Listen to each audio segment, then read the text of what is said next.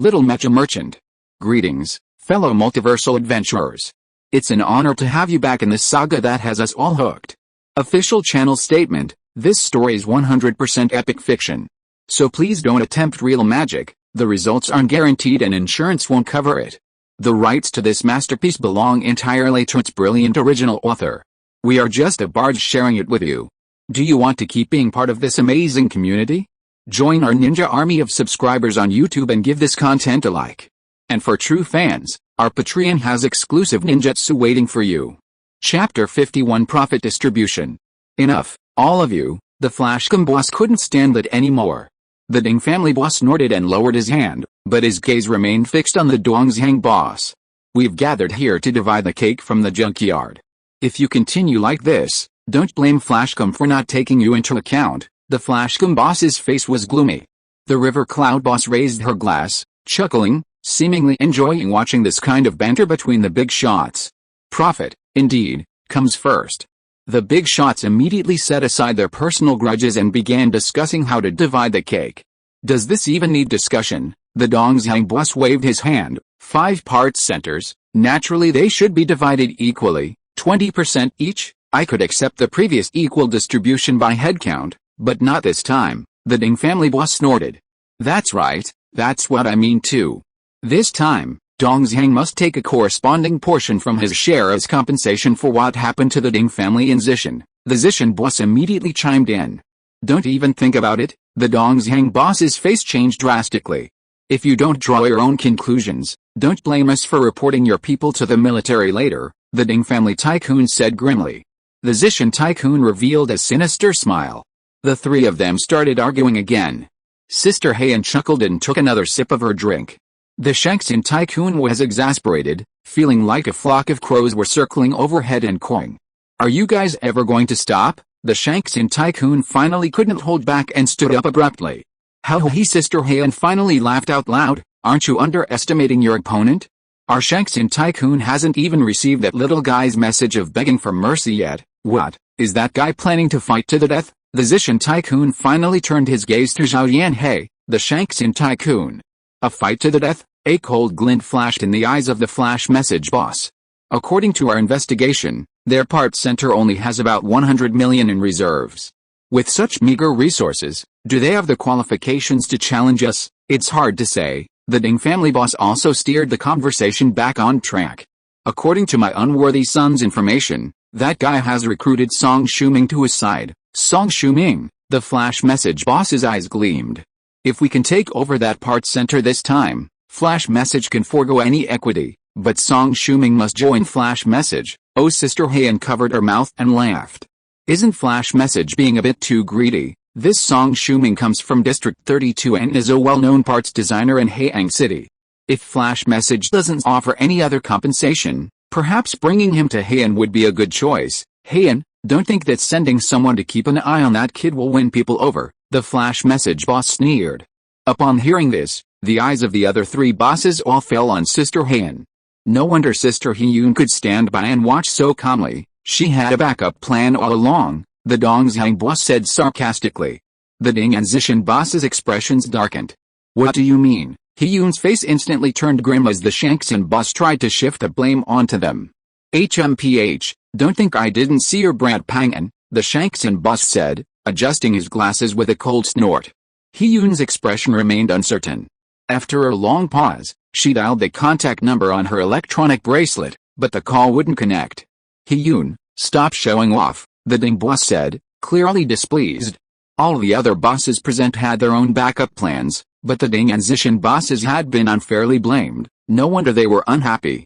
Song Shuming can settle in Flashcom, but what does a well-known parts designer mean? Flashcom really needs to offer us something in return. The other 3 bigwigs, seemingly unwilling to see Song Shuming snatched away by Sister Heian, unanimously agreed to Flashcom's suggestion. Finally, after another round of bickering, the 5 bigwigs agreed on their respective distributions. Flashcom got Song Shuming as the parts designer, but as a price, it had to take out another 4 billion from its own pocket to compensate the 4 bigwigs. Although this amount was huge, if the designer was squeezed properly, the principal could be recovered within 2 or 3 years. As for whether Song Shuming would obey, The Flashcom bigwig said he had many ways to do so. Sister Han, an innocent bystander, could only grimace and, unable to contact Pangan, had no choice but to accept the 25% share. Because of his report against Ng Weiang and Xiang Fei, the Dongzhang bigwig had to reduce his shareholding by 4% to compensate Ling's and Zishan, leaving him with only 21%. Under the premise of equal distribution, Ding and Zishan each received 2 more points, making it 27% each. Thus, the pie of the Junkyard Parts Center was divided among the 5 bigwigs. Junkyard Parts Center. Kid, tell me what you think, Zaba asked. I'm not handing over the formula. Yang Hong picked his nose. This formula was given to him by the devouring worm. How could he sell it? Besides, if he did sell it, how could he make the super drill? This, I can't decide. The military personnel were all hungry wolves. Zaba couldn't guarantee anything. Next, I will establish a metal processing plant to directly produce this alloy. If your military wants it, that's fine too. Yang Hong held out his hand. Pay up. That's right, pay up. The little girl immediately perked up. Zaba stared at Yang Hong for a long time before finally laughing. It seems I underestimated you. This method isn't entirely unworkable. However, you need to do one thing, then I can reluctantly help you. Speak. The alloy produced by this formula cannot be sold to anyone other than the military. What? Yang Hong's eyes widened. How could this be? The little girl also found it hard to accept. How could they make money if they only supplied the military? This was closely related to her dowry, and the little girl was determined to defend this property. But before she could speak, Yang Hong asked, then can we use it ourselves? That's reasonable. The military can accept it. Zaba nodded. You're all in this together. Since you can accept it, I can also accept the military's conditions. Yang Hong waved his hand, immediately making the decision. Yang Hong, Su Yinru panicked. This was a big deal. A big deal. A big deal that could make a lot of money. How could she agree to it so easily? She still had many conditions to state. Zaba naturally ignored the little girl's presence, knowing the big boss had already made the decision.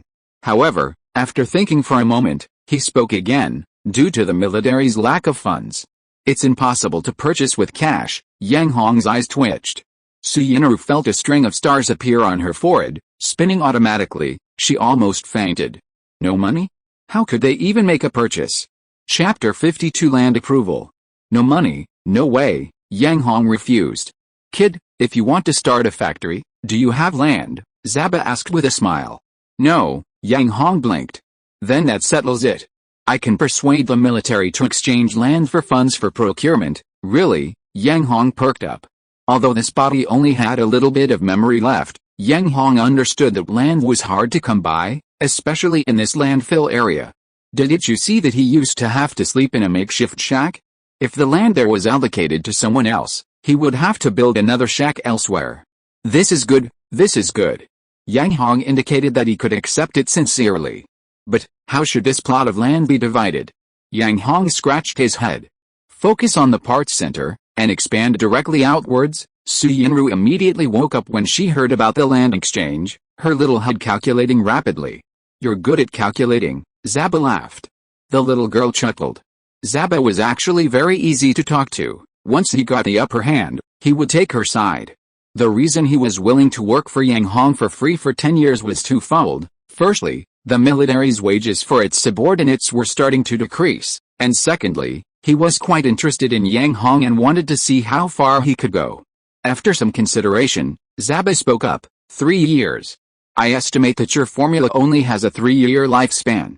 Once the military has completely mastered your formula and developed new results, they will grant you the right to sell this alloy. Then let's expand the parts center further, and give you a piece of land in the east as funding for procurement over these 3 years, Zaba said, pointing to the east. Okay, it's a deal then, Su Yinru said excitedly. With land, even if the parts center didn't make much money, they would still be considered landowners, and even just renting the land would bring in a considerable amount of rent. Everything was settled, and Zaba was about to leave. He needed to return to the military to report on the results. Su Yinru and the others needed to eat. They had been hungry for a long time and couldn't go without something to eat. What exactly happened? Lin Ming was dumbfounded, having no idea what had happened. He had just returned, his mind preoccupied with a blockade by the 5 major parts centers, but in the blink of an eye, The two bosses were laughing and chatting again, completely unconcerned. Oh well, Lin Ming shook his head. Since the bosses weren't worried, he could only wait and see. After all, he was just a junior employee, only needing the boss's orders. As Yang Hong left, the young man Pang opened his mouth as if to say something, but ultimately remained silent. Peaceful life always passes quickly. 2 more days passed in the blink of an eye. The parts centers had no stock, so with Yang Hong's decisive action, they were given an indefinite holiday. Fortunately, Zaba himself had made arrangements for Zaba's subordinates, so there was no chaos. However, while the employees were relieved of the lack of supplies at the parts centers, it was a hardship for the Mecha pilots. During this period, the betting competition at Bar 12 was in full swing. After all, this was a completely different battle from before, attracting not only numerous Mecha pilots but also many spectators from different cities. If Su Yinru hadn't been determined to stay at the parts center, she would have already been dragged back by Gu Fengren to help. The Mecha pilots, finding the parts center at the junkyard closed, naturally had to run back and forth, disrupting the rhythm of the betting competition and causing them much distress. Even a clearly profitable betting competition had to be delayed for a whole day while waiting for the parts to arrive. Soon, these Mecha pilots learned that this was the work of the 5 major parts centers. Although they protested, they were powerless against the 5 giants. For the past 2 days, Su Yinru had been practically glued to Yang Hong, acting as his devoted servant, serving him tea and water, following him everywhere, providing all kinds of service. Yang Hong was a talent capable of designing parts blueprints and developing alloy formulas independently. If you were to suddenly become interested, he could produce another blueprint that would determine the future of the parts center. So, the little girl was having a blast. Of course, Feng Wen followed along, and she was now considered part of the parts center. Moreover, she was a special admission student for District 32 Academy, so she didn't need to wait for the exam, she just needed to go and register when District 32 opened. Pang first bought a new electronic bracelet and then linked it back to his bank account and contact number. Since he was broke, he had to ask Su Yinru for an advance on his salary. Fortunately, the little girl was in a good mood lately, so she didn't charge interest. Otherwise, given Su Yinru's personality, this advance alone would have been enough to make him suffer. However, just as Pang linked his contact number, he received an unexpected communication, the contents of which were unspeakable. After receiving this communication, his mood soured. Yang Hong, do you have any plans to design blueprints today? Su Yinru, having just handed him a hot towel, quickly inquired. Yang Hong's lips twitched. He'd heard this more than 20 times in the past 2 days. If it weren't for the girl's good service, he would have sent her back to number 12 long ago. Design blueprints? That was the devouring worm's business. What did it have to do with him? Besides, even if he did design it, so what? Song Shuming was also a parts designer, and a very famous one at that, but he was the same. He only designed when he was in a good mood. After all, designers can't just design whatever they want. Yang Hong, Su Yinru handed him another cup of hot tea. Yang Hong looked defeated. Was this ever going to end? He was really about to have enough. Just then, Lin Ming appeared, running. Boss, he's back, he's back. Everyone's eyes immediately fell on him. Zaba's back, boss, good. He's back just in time. Yang Hong excitedly jumped up. At this moment, he really wanted to give Zaba a big bear hug, otherwise, his head was about to be driven crazy by the little girl's nagging. Yang Hong quickly went to greet her. Kid, good news, Zaba held up an electronic notebook, winking. Tell me quickly, the military agreed to your conditions. Here, this is the approved land. Zaba handed over the electronic notebook. Yang Hong took it and saw a large map on it, but he had no idea what it was about. Tell me, is the land area enough? Fortunately, he had a little follower. Su Yinru took it and her face immediately flushed. Enough, more than enough. A pair of coin symbols suddenly appeared in the little girl's pupils. Chapter 53 Open Source and Cost Reduction. The land was approved, and the next step was the expansion of the parts center and the construction of the metal processing plant. This was easy. Zaba's 100 or so men were more than enough to handle the initial stages. As for the metal processing plant, fortunately, Yang Hong had recruited a decent underling, Liang Wei Hong. This man, like Yang Hong, came from the bottom of the junkyard. Unlike Yang Hong, the previous owner of this body was a loner, And since Yang Hong hadn't absorbed many memories, he didn't know many people. This is where Liang Weihong came in handy. What? Yang Hong is hiring, Liang Weihong told me himself, so it's that lucky kid. Many people envied Liang Weihong's luck, because he had only asked a question, and not only had he been rewarded with 10,000 star coins by Yang Hong, but he had also been recruited into the parts center. Although they knew that almost all the employees in the parts center had been laid off, none of them had been able to get in despite trying every possible method. For these people struggling at the bottom of society, having a legitimate job was something that could support their families and allow them to live a comfortable life. But they didn't have one. Yang Hong was someone they couldn't even imagine. Although Yang Hong had once been just like them, he was incredibly audacious. Not only did he single-handedly confront the Wild Wolf Gang, but he also acquired a considerable fortune from them. This was something they couldn't do.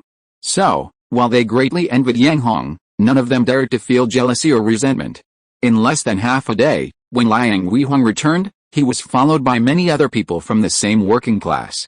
To be honest, these people were willing to work for two reasons: first, to earn a decent living, and second, of course, to see if their luck would explode and they could gain Yang Hong's attention like Liang Weihong. They weren't asking for tips, just a legitimate job. Therefore, these people worked incredibly hard and performed exceptionally well. With these people, the metal processing plant's speed immediately skyrocketed. "Boss, I did a good job this time, didn't I?" Liang Weihong immediately boasted. After all, with Yang Hong's intervention, he had officially become a member of the parts center, earning a decent monthly salary, much easier than his previous life scavenging for scraps. With his current circumstances, supporting even two families wouldn't be a problem, let alone his own. Of course, Liang Weihong was still a family man, at least he wouldn't use his money for frivolous pursuits. Not bad, not bad, Yang Hong nodded in satisfaction. By the way, we have enough manpower for construction now. Go and arrange for those collecting mecha scrap to tell them I want to buy mecha metal. After thinking for a moment, Yang Hong suddenly spoke. You want to buy mecha metal? Liang Weihong's eyes widened. Suyinru was both amused and exasperated. Yang Hong, that mecha metal is all non-reducible alloys. If it could be reduced, would we even be in the running? Many metal processing plants had considered buying the scrap metal from the mecha junkyard, but ultimately found it impossible to reduce, forcing them to abandon the idea. Otherwise, the military would have already disposed of all this mecha scrap. Why would they have specifically set aside space for a mecha junkyard? Even those who scavenge for mecha scraps make a living by picking up the chips inside the mechas that haven't been completely destroyed. Yang Hong tilted his head back. I told you to go, so just go. Yang Hong, Suyinru was furious. He clearly hadn't listened to her. What is it? Yang Hong asked dismissively, picking at his ear. Suyinru was enraged, her small chest heaving, her eyes practically spitting fire. This was a waste of money. They didn't have much capital to begin with. After this round of construction and expansion, and the subsequent additions to the metal processing plant, if they could have 10 or 20 million left, it would be after cutting every penny imaginable. For people like them in the real economy, not having enough cash on hand could easily lead to financial difficulties, or even bankruptcy. Borrowing money? Right now, besides number 12, there might be some cash they could borrow, but definitely no more than 10 million. After all, the little girl knew the 12 bar inside and out. The military? Was that even possible? Based on the little girl's understanding of the military, the people there would be desperate for them to fail in their metal processing plant so they could just buy the formula. Of course, with Zaba mediating, they might get some cash compensation, but by then, the metal processing plant would be ruined, and that money would be a liability. Increase revenue and reduce expenditure. Increase revenue and reduce expenditure. Suyinru tried her best to calm her anger. After all, Yang Hong was the big boss, and she couldn't keep embarrassing him. That's right, that's increasing revenue and reducing expenditure. Yang Hong nodded. Look, buying raw materials would cost a lot of money, but buying mecha metal from the junkyard can save a lot. What are you saving? Suyinru's face darkened. She gritted her teeth and squeezed out each word. Mecha metal can't be restored. Don't you know who I am? Yang Hong said arrogantly. I'm the big boss. I naturally have ways to handle it. You have ways to restore it. Suyinru was clearly taken aback. HMPH Yang Hong hummed. Restoring mecha metal was practically impossible, but Yang Hong couldn't be judged by ordinary standards. Having known him for so long, Su Yinru naturally understood this. Although she didn't know what method Yang Hong possessed, if he could truly restore discarded mecha metal, it wouldn't just be about saving a large sum of money. It was equivalent to discovering another way to make money. Su Yinru's eyes gleamed with the golden light. With this ability, they could travel to various districts to negotiate matters related to disposing of discarded mecha metal. In the long run, this was not only beneficial to the country and its people, but it would also clean up mecha junkyards. In the future, by using the military's name as a shield, they could probably gain some respect from the military. Yang Hong, what method do you intend to use? The young girl began to subtly probe, intending to obtain the technology first. Because she was really worried about Yang Hong. Such good money-making opportunities always seemed to slip through Yang Hong's fingers. Thinking of these things, Su Yinru felt tears welling up in her eyes, yet she had no way to vent them. Who told her she wasn't the big boss? The little girl once again expressed her intense hatred for the 60-40 split. You want to know? Yang Hong tilted his head back and asked with a hum. Su Yinru nodded vigorously. It's a trade secret, Yang Hong, the little girl exploded. I'm your partner, the small boss of the parts center. As one of the bosses, how could he keep a trade secret? Wasn't he just asking for a beating? Chapter 54 Tong Xianjun is back. As a powerful figure, having access to intelligence is crucial. 2 days had passed without any sign of pleading from that nobody at the junkyard. Of the 5 powerful figures, Flash Message was the first to become impatient. He immediately sent someone to gather information. Any news? He had just received a call from his subordinate. Boss, they're expanding the parts center. Expanding the parts center. Flash Message was initially stunned, then felt a wave of confusion wash over him. Being blacklisted by all 5 powerful figures, they still had the mind to expand? Moreover, that wasn't the main point. How did that kid even get the land? The junkyard land, not only him, but even the other 4 parts tycoons in Haiyang City hadn't had the means to obtain land from the military. Boss, they're not only expanding the parts center, they're also building a metal processing plant. The subordinate dropped another bombshell, but sure enough, Flash Message's mind went blank. What on earth was going on? How did that kid get involved with the military? How could he possibly acquire so much land in the mech junkyard? Something's not right. Suddenly, a cold glint flashed in the eyes of the Flash Message boss. He had already investigated Yang Hong's identity. This kid was just a low-level figure from the junkyard who, due to conflict with the Wild Wolf gang, somehow received help from Gu Fengren of the 12th Bar, repeatedly obtaining resources from the Wild Wolf gang, which led to his current position. For someone like that to be connected to the military? That's a lie. But the current situation was extremely strange, and the Flash Message boss frowned. What else did you find out, boss? I saw Zaba, that flying eagle Zaba. That's right, it's him. The land is related to Flying Eagle Zaba, the Flash Message boss quickly pressed. That's right, the subordinate nodded vigorously. The information I found out is that Zaba handled both of these plots of land. Flying Eagle Zaba? The Flash Message boss's face darkened. What exactly is the relationship between this Zaba and that kid, that he could help to this extent? Wait a minute, the Flash Message boss suddenly sensed something was amiss.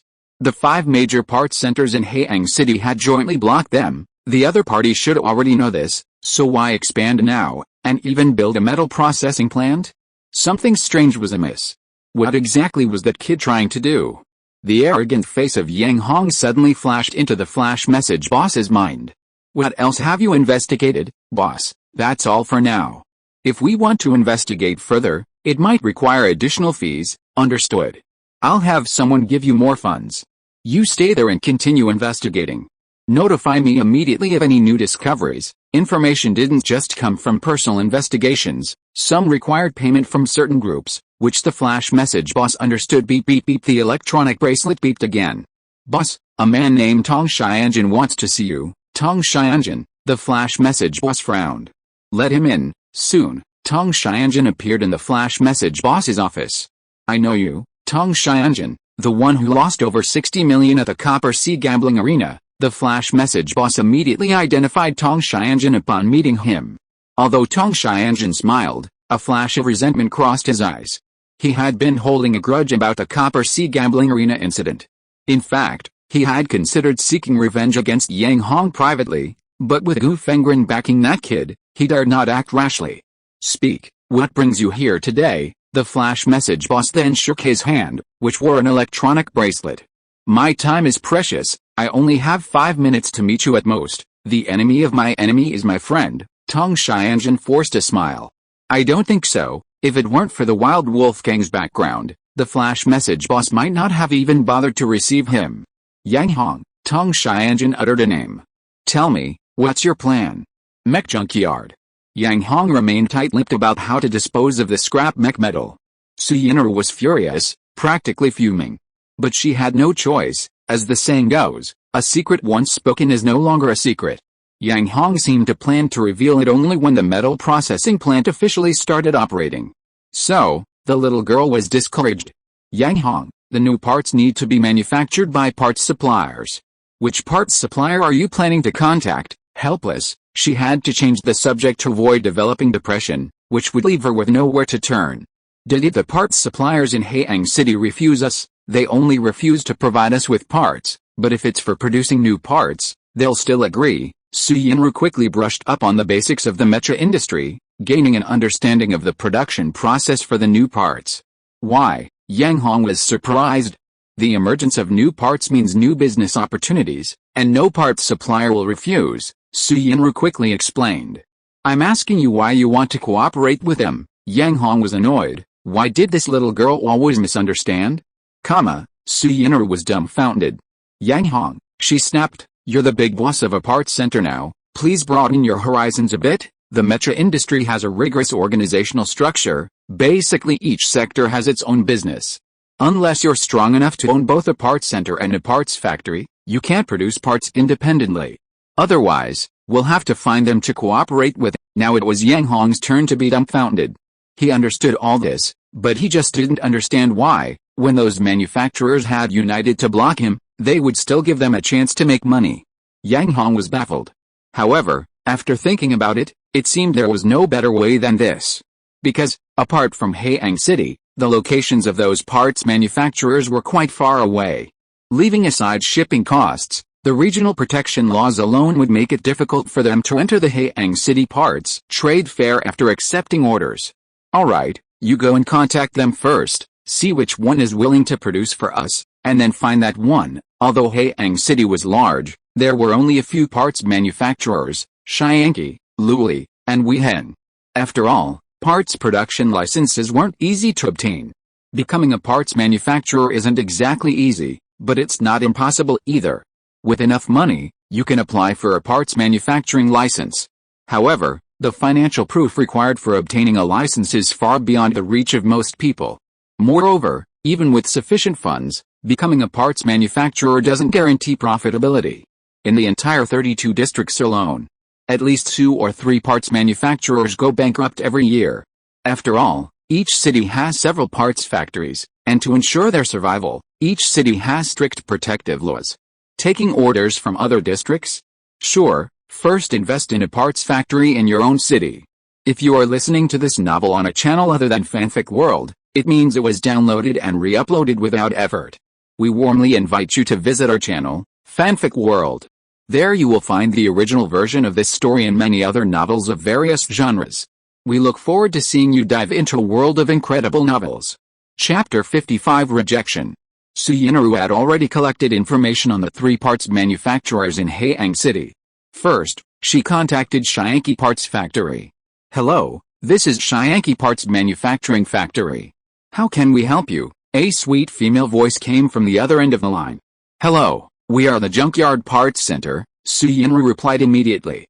However, before she could even state her purpose after introducing herself, the other party had already closed the call. Su Yinru was dumbfounded.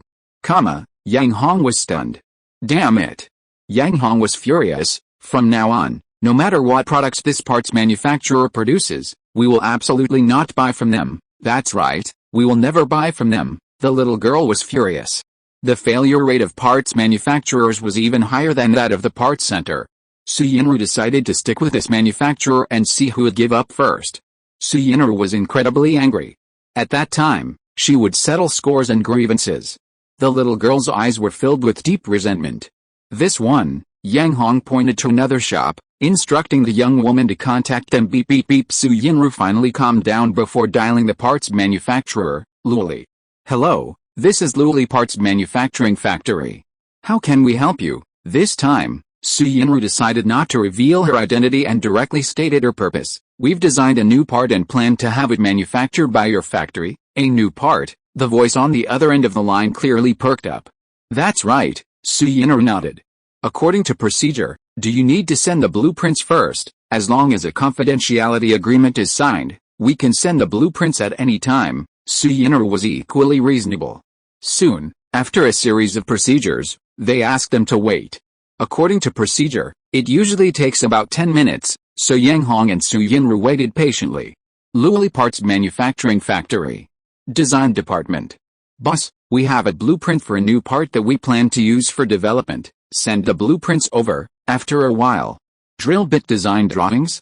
I didn't expect it to be an engineering component. The boss was surprised because, generally, most designers choose to design thermal weapons. The reason is simple. Once a developed thermal weapon becomes popular with many combat-type mech pilots, it enters the next stage of the process, approval from the military. As long as the design is reasonable and approved by the military, they will directly find the designer of the drawings to conduct secondary design, the actual thermal weapon design. This process is where designers make money. Who would pay attention to engineering components? Of course, those mech pilots who are starving or who work solely on engineering projects are excluded. Furthermore, very few engineering components actually get approved by the military. Therefore, the boss glanced at it casually and shook his head. After all, the chances of them making money from engineering components were slim.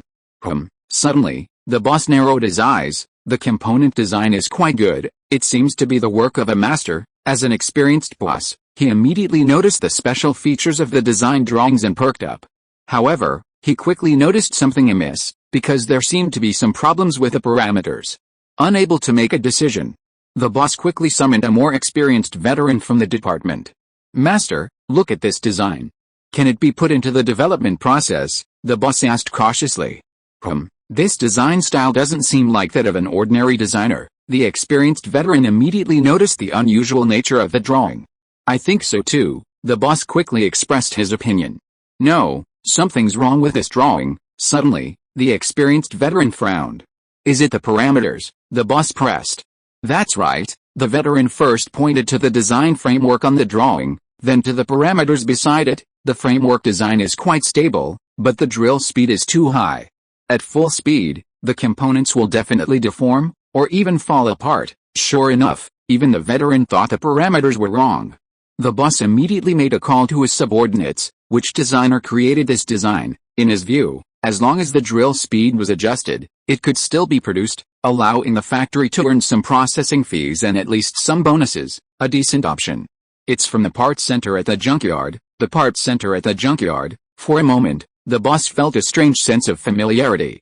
It's the parts center that the 5 major parts centers demanded we block, boss. Forget it, tell them that we can't manufacture this part with our technology. With that, the boss hung up the communication. You should ask them to improve it. Maybe you can give that designer a boost? The veteran shook his head. The boss gave a wry smile and shook his head as well. This experienced veteran had always stayed in the design department and didn't understand what was happening outside, but as the boss, he naturally needed to understand information from various sources. This junkyard parts center was the place that the 5 major parts centers in Haiyang City had jointly blocked. If they took action and incurred the wrath of the 5 big shots, his position would be in jeopardy. Furthermore, even if the drill bit in this drawing were actually produced, it would only be mediocre among many drill bit parts, and wouldn't bring them any reputation. Losing multiple major clients for a small processing fee would likely lead to repercussions not only for the boss but also for the factory employees. The design drawings revealed the designer's skill level to be at most intermediate. Coupled with errors in the parameters, the designer's abilities were further diminished in the boss's eyes. All things considered, this designer was at best a recent design school graduate.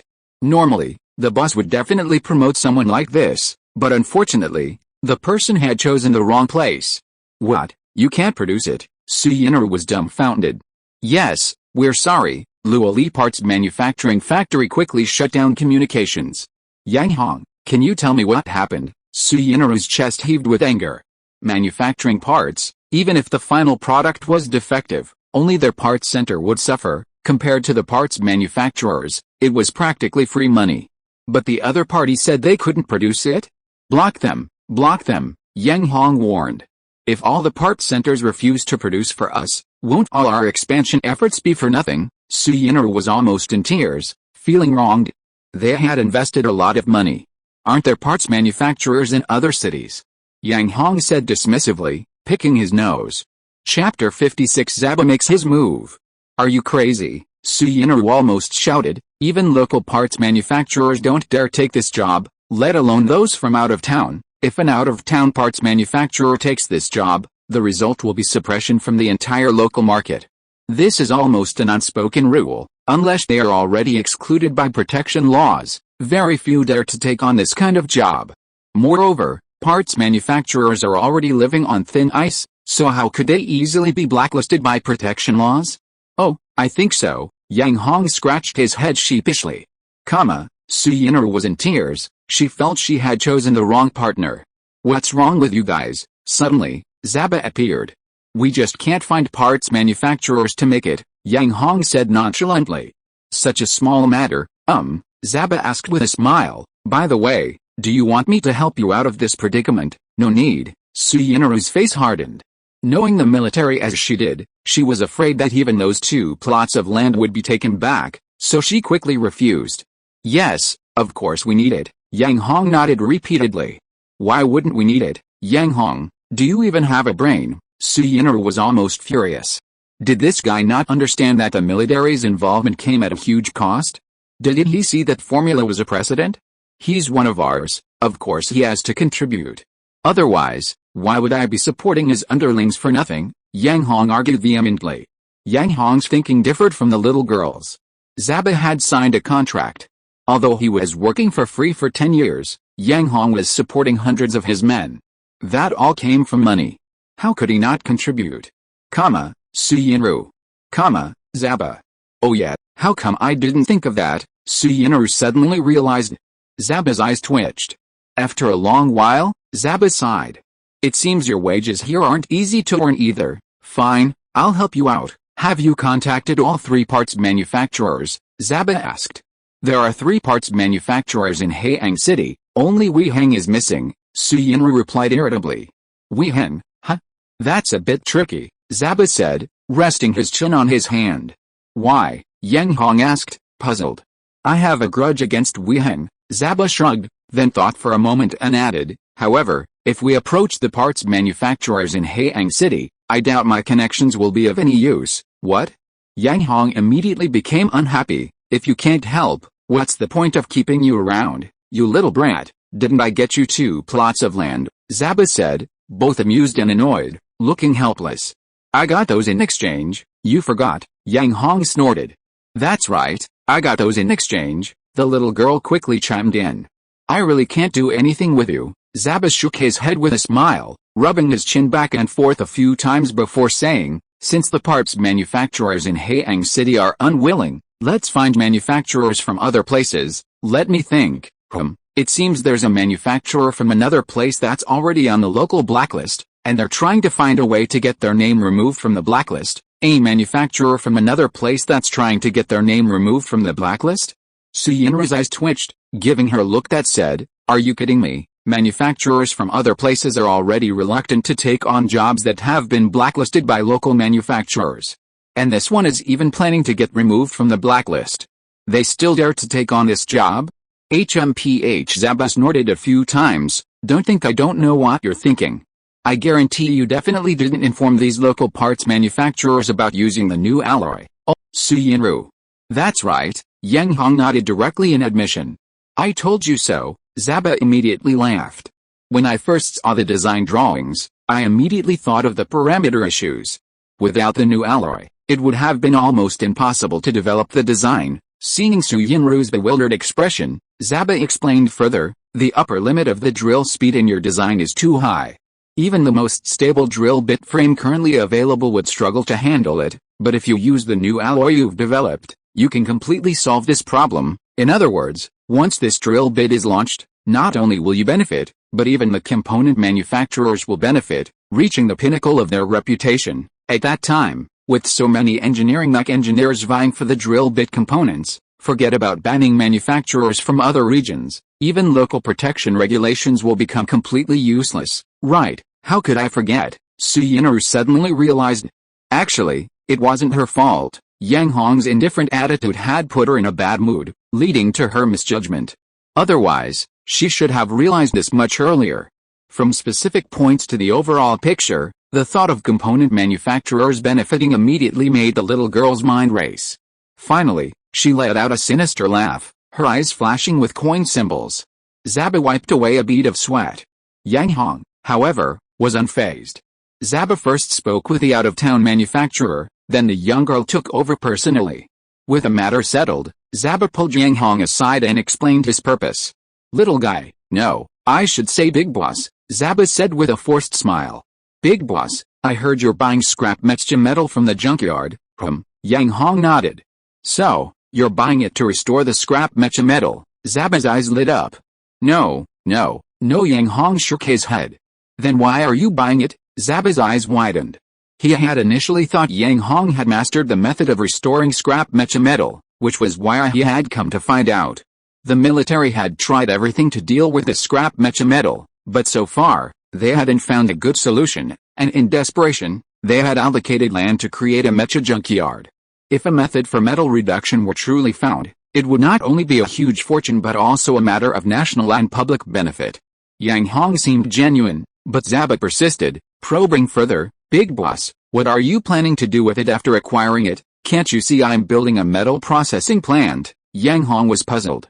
How could Zaba not understand something so obvious? Zaba genuinely didn't understand and looked completely bewildered.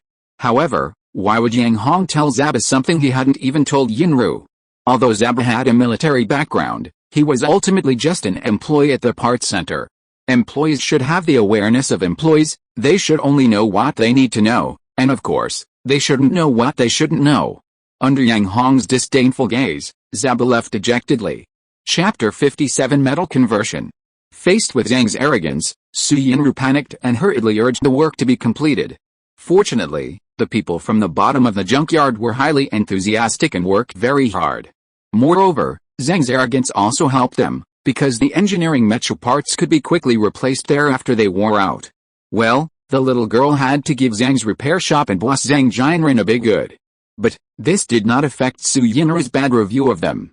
After all, they were waving the banner of stealing business and customers. Anyone who steals money is someone who will make her work against her, Su Yinru thought. After another 2 days, the metal processing plant was finally completed. Su Yinru immediately perked up and immediately asked Yang Hong what kind of machinery and equipment to buy. But after this round of questioning, she was completely dumbfounded. Because Yang Hong had no idea what equipment to buy. The little girl cried, her hands forming fists, unleashing a series of powerful punches, 9 yin and 9 yang, that nearly tormented Yang Hong until he was covered in purplish-black fist marks. Left with no other option, she went on a shopping spree, purchasing essential equipment through Zaba's recommendation. Fortunately, this equipment suited Yang Hong's tastes. No, it suited the devouring worm's tastes. At crucial moments, the devouring worm would appear, offering guidance, and Yang Hong, directing Zaba's men, finally managed to perfectly assemble all the equipment. Meanwhile, during this time, through acquisitions, the parts center had accumulated a considerable amount of scrap mecha metal, which had been sorted and piled into heaps. Actually, Yang Hong had no way to deal with the scrap mecha metal, as it was all demanded by the devouring worm.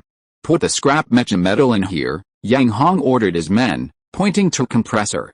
His men quickly operated the massive engineering mecha, piling pieces of scrap mecha metal inside.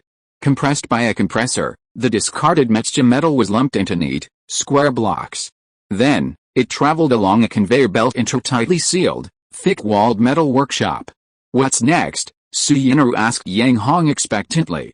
Zaba, who had rushed over after receiving the news, was also filled with anticipation. Feng Wen, the future quantum computer designer, adjusted her large rimmed glasses, similarly staring expectantly at Yang Hong. Not only them, but even the supervisor Lin Ming and the young man Pang'an were equally curious. Damn it, that thick-walled metal workshop only had one conveyor belt, and all the compressed mecha metal was piled up inside. They were all very curious about what would happen next. "You, deliver a day's worth of food to that room," Yang Hong shouted, pointing at Su Yinru. "What?" Su Yinru was dumbfounded. The others were utterly astonished. Why deliver food to that room? Did the next step require gourmet food as an additive? That didn't make sense. That wasn't scientific. That was completely impossible. Although completely baffled, the little girl still brought in a considerable amount of food, more than just a day's supply. "Alright, you guys go back now. I'll be out tomorrow." Yang Hong waved his hand, about to shoo them away.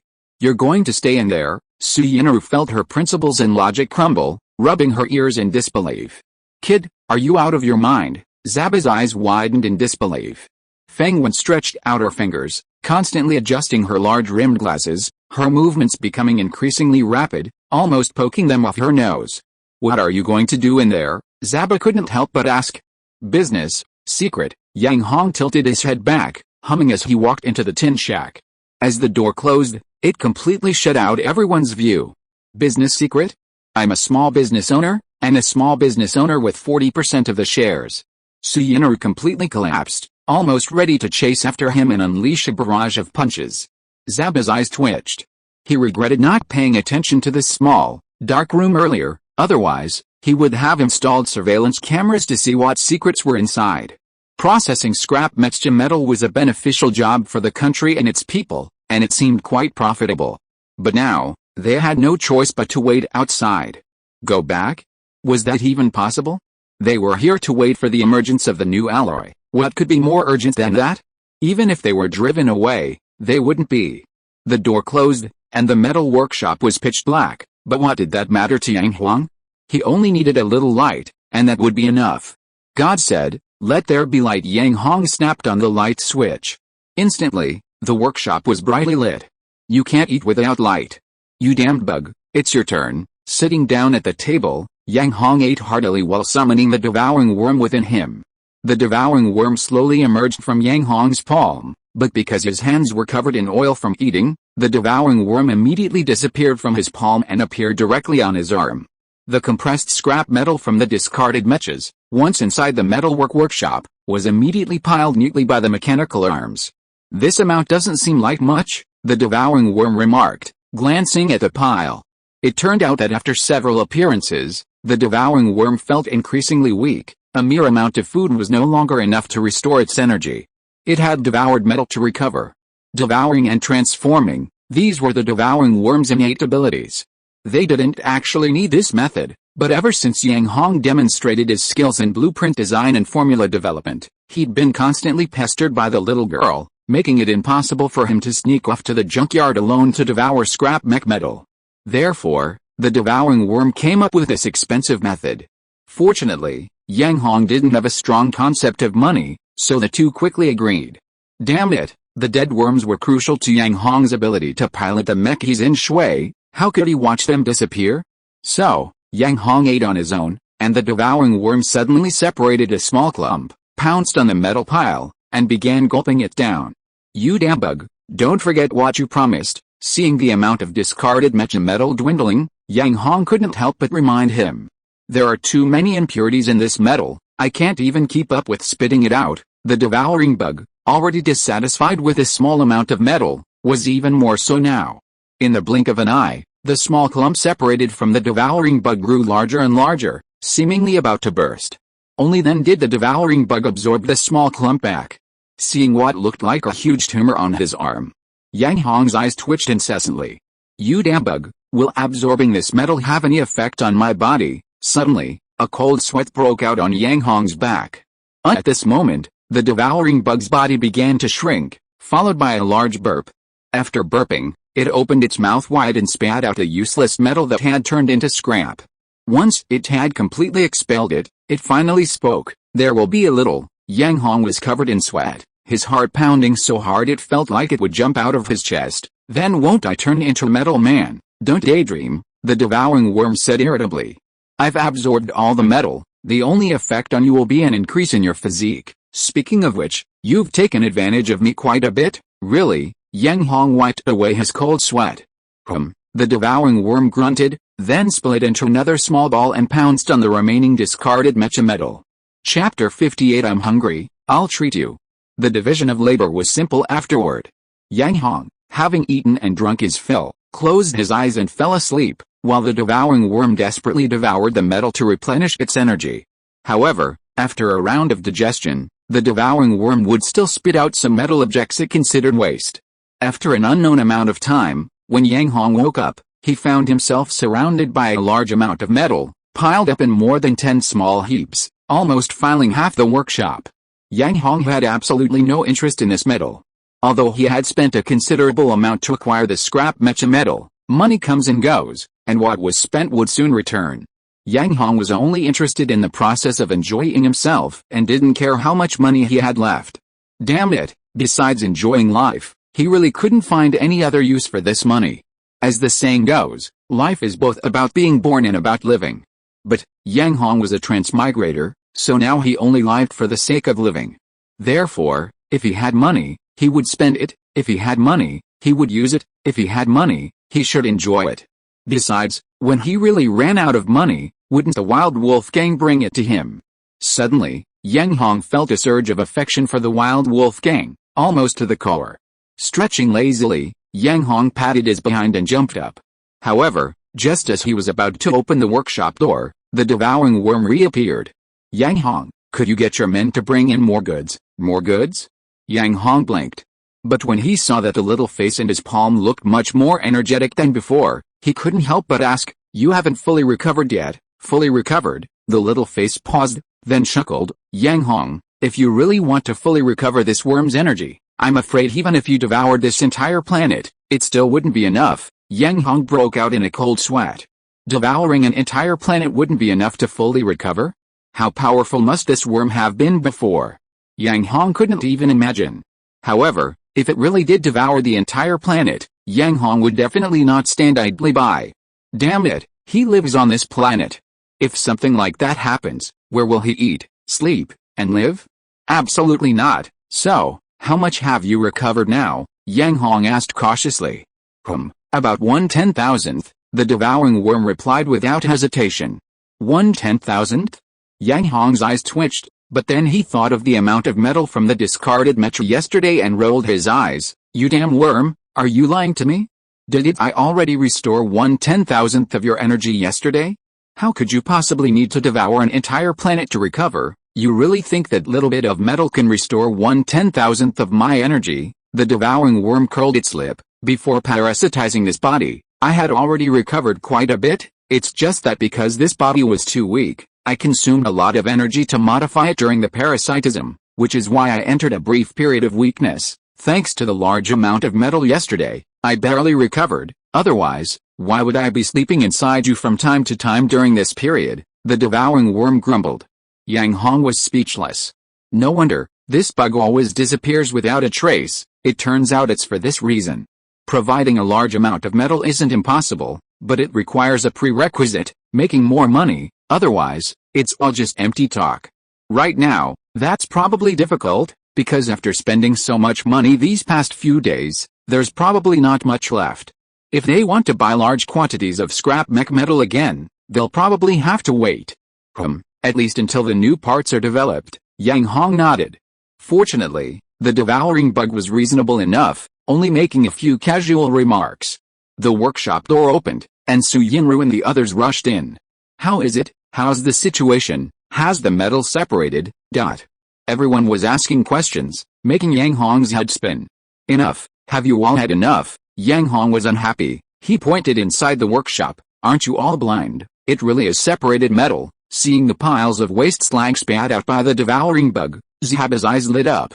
He jogged over, pulling out a metal testing tool from somewhere, grabbing a small piece of metal and putting it into the machine. Beep. The metal testing tool quickly provided the answer. Seeing the result, Zaba gasped. 99.99%. High purity metal. Feng Wen, with her large glasses, also came over, but when she saw the result, she involuntarily poked at the glasses with her finger, almost knocking them to the ground. High purity metal? Yang Hong scratched his head. Wasn't this just the waste spit out by the dead bugs? He didn't have high expectations for this waste, only hoping to separate as much metal as possible, but this was too good to be true. Yang Hong, how did you do that? Su Yinru asked excitedly. As far as she knew, even if they went to purchase it, they couldn't possibly buy 100% pure metal. At most, it would be 70–80%. And even the metal they bought, after purification, required a series of processes and a lot of additional machinery. Suddenly, the little girl regretted it. She had purchased a lot of purification equipment, and now, that money had been wasted. Yang Hong, Su Yinru cried, tears streaming down her face. Why hadn't he informed her that he could purify the metal, causing her to waste so much money? The construction of the 2 plots of land had already cost a considerable amount. Throughout this phase, she had been focused on increasing revenue and cutting costs, but she never expected this scene to unfold.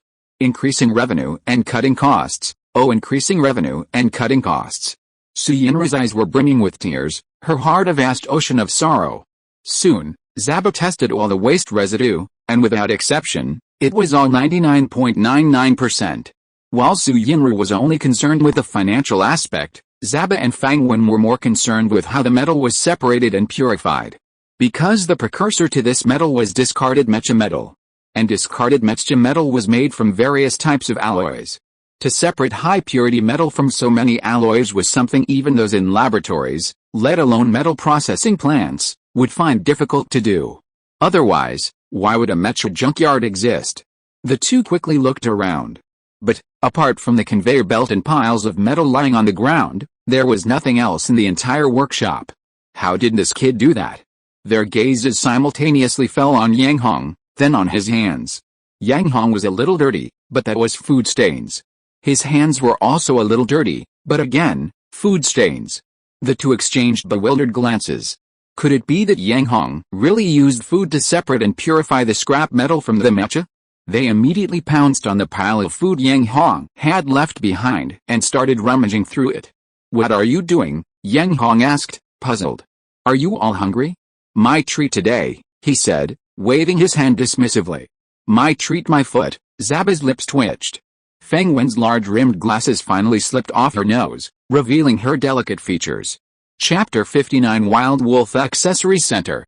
With a high-purity metal in hand, Su Yinru immediately directed the next step, to create the new alloy according to the formula. In the past 2 days, Zeng's had not only been conducting extensive radio advertising via electronic bracelets, but had also increased its television advertising. Su Yinru could tolerate this. But then, Zeng's actually erected a large screen at the entrance of their parts center, playing the same advertisement 24/7. The advertisement had no images, no sound, only one sentence, just one sentence. And the content read, Zeng's Repair Workshop, the only workshop in the mecha junkyard selling mecha parts. Wow! Not only were they bullying them, but they were going too far, practically stomping on their faces, and even planning to stomp on the left and then the right. This enraged Su Yinru.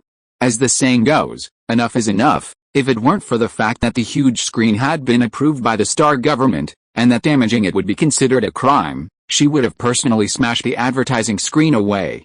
The only workshop selling mecha parts, did they really think their parts center was useless?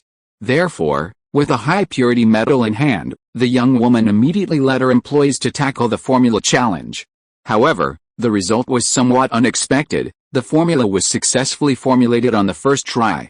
Is this really a new type of alloy? Holding the processed new alloy, Su Yinru looked it over from left to right, then tried to break it with both hands, almost destroying it. This is definitely a new type of alloy. Zaba took it, producing a set of testing tools. This new alloy is an ultra-high hardness alloy, and Zaba immediately tested its hardness. Seeing the results, Zaba's eyes lit up. Kid, you guys really hit the jackpot this time. This alloy is even stronger than the strongest alloy currently used by the military. Zaba's smile was so wide it almost cramped. HMPH Yang Hong hummed without speaking. Could something from that dead bug be bad? Su Yinru's eyes immediately flashed with countless tiny coin symbols, sparkling brightly. I heard that the person who develops and produces the new alloy has the right to name it. Feng Wen pointed and adjusted her large-rimmed glasses. Yes, that's right, Zaba nodded. Kid, what name are you planning to give this alloy? Yang Hong, you have to come up with a good name. This is about the reputation of our parts center, Suyinaru's face flushed with excitement. Name? Yang Hong blinked. Yang Hong, this alloy formula wasn't developed by me. It was selected from many alloy formulas. Suddenly, the devouring worm's voice rang in his mind. Stolen? Yang Hong was clearly stunned. What do you mean stolen? It was selected. The devouring worm was furious. Does this thing have a name? Yang Hong quickly asked. We2344-363. The name of this alloy is We2344-363, the devouring worm said seriously. Holy crap! Yang Hong's eyes twitched. What kind of name is this? Not only is it awkward to pronounce, but it's also hard to remember. This name is absolutely unacceptable. This kind of thing doesn't seem to have appeared on this planet before. Yang Hong thought for a moment, then his eyes lit up. Alright, then I'll think of a good name for it, but what should this alloy be called? Yang Hong was struggling, sometimes resting his chin on his hand, sometimes scratching his head incessantly. Suyinru and the others stared wide-eyed at Yang Hong. This was a chance to witness history, their eyes glued to him. Yang Hong racked his brains, almost pulling out handfuls of hair, when suddenly a name flashed through his mind. He waved his hand excitedly and shouted, since this alloy is developed for use in super drill bits, let's call it drill bit special alloy number 1. Yang Hong, Suyinaru's face darkened, her eyes suddenly blazing with fury. What kind of name is this? I absolutely disagree. That's right, absolutely disagree. Zaba was the first to raise his hands. Fang Wen also raised her hand. This was a new type of alloy, and in Zaba's memory, it was a super high hardness alloy that was a huge step forward even on the planet, and this was the name it was given? Number 1? What the hell? Are we going to just name all the alloys we develop after number 2, number 3, and so on? And what if all the alloys we develop in the future are just used in drill bit parts? Everyone looked at each other in bewilderment. Speaking of which, your parts center doesn't have an official name yet. Why don't we come up with one now, and also use it as the name of this alloy? That way, when people mention this alloy, they'll naturally think of your parts center. It's a win-win situation, Zaba said, wiping away a bead of sweat. His words struck a chord with a little girl, who immediately raised her hands high. That's right, just like I thought. Everyone's gaze fell on Yang Hong again.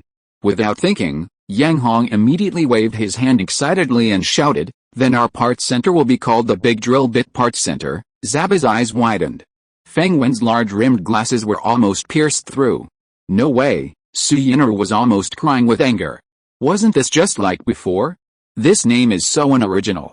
According to the little girl's thinking, their parts center should have a more sophisticated name. Haven't you seen the 5 major parts centers in Haiyang City? Each one has a great name that reflects its personality. I've got it, Yang Hong exclaimed excitedly, clapping his hands again. He immediately had another good name. Let's call it Wild Wolf Parts Center. Wild Wolf. Suyinaru was completely exasperated. Our parts center was taken from the Wild Wolf Gang. And you're giving it such a name? Are you trying to advertise for them? But the Wild Wolf Gang are good people. Almost all the money Yang Hong has earned so far has been given to him by the Wild Wolf Gang. You could say that without them, Yang Hong wouldn't be where he is today. In a way, the Wild Wolf Gang is Yang Hong's greatest benefactor. Commemorating their great benefactor isn't unreasonable. Yang Hong thought it was perfectly normal. Can't you come up with a proper name? Suyinru's eyes welled up with tears. Actually, Wild Wolf Parts Center isn't a bad name either. Zaba thought for a moment and agreed. You? The little girl stumbled, unable to stand steadily. She raised her head, her resentful gaze fixed on Zaba, a torrent of curses welling up inside her, wishing she could turn Zaba into a straw doll. The Wild Wolf Gang has considerable influence in District 32. Borrowing their momentum is a good start, Zaba explained with a smile. Riding this wave, we can not only save on advertising costs in the short term, but also quickly seize the market. Okay, it's settled then. Yang Hong beamed and immediately approved the deal. The parts center will be called the Wild Wolf Parts Center, and this alloy will be called Wild Wolf Alloy Number 1. Chapter 60 Pre-Launch Promotion. Wild Wolf Parts Center, where is that? I've never heard of it. Wild Wolf Alloy Number 1, what exactly is that? Wild Wolf Drill Number 1, what is that? A group of onlookers began to study the advertising screen, eventually attracting a large number of mecha pilots, especially beast-type mecha pilots. Far surpassing all drills in Haiyang City. Is it really that powerful? How is that possible? Have you heard of the super drill? This is the real deal. Yes, I've heard of the super drill too. Did the Ding family and Zishan team up to sell it recently? This kind of drill is the strongest drill in Haiyang City, yeah, because the military was afraid that this kind of drill would have a negative impact on Mecha battles, so they had to confiscate it all. Exactly, how could this wild wolf drill number 1 be stronger than the super drill? That's right, if the drill parts are really that powerful, the military will definitely intervene. However, when the advertisement for the electronic bracelet appeared, these people were dumbfounded. Because the electronic bracelet's advertisement had an extra sentence compared to the advertising screen, military authorized production and sale. When Zhang Jianren heard this on the bracelet, he was furious. He could easily guess that this was the kind of dirty trick Yang Hong's parts center would pull, plastering their repair shop with advertising screens. And now, that kid had even gotten involved with the military. Were they going to have to go back to their previous life of tightening their belts? Absolutely not. Immediately, Zhang Jianren contacted Tong Xianjun of the Wild Wolf Gang. Boss Zhang, what's wrong? Hearing Zhang Jianren's rapid breathing, Tong Xianjun frowned. Lord Tong, something terrible has happened. Zhang Jianren was like an ant on a hot pan. What? That kid used their Wild Wolf name for his parts center, and even used that name for alloys and parts. Tong Xianjun's face darkened, turning as black as charcoal. They'd really messed with him. Did they really think the Wild Wolf Gang was so easy to bully? They're planning to sell drill bit parts, Tong Xianjun scoffed. Yes, that's right, Zhang Jianren was anxious. They even got special permission from the military.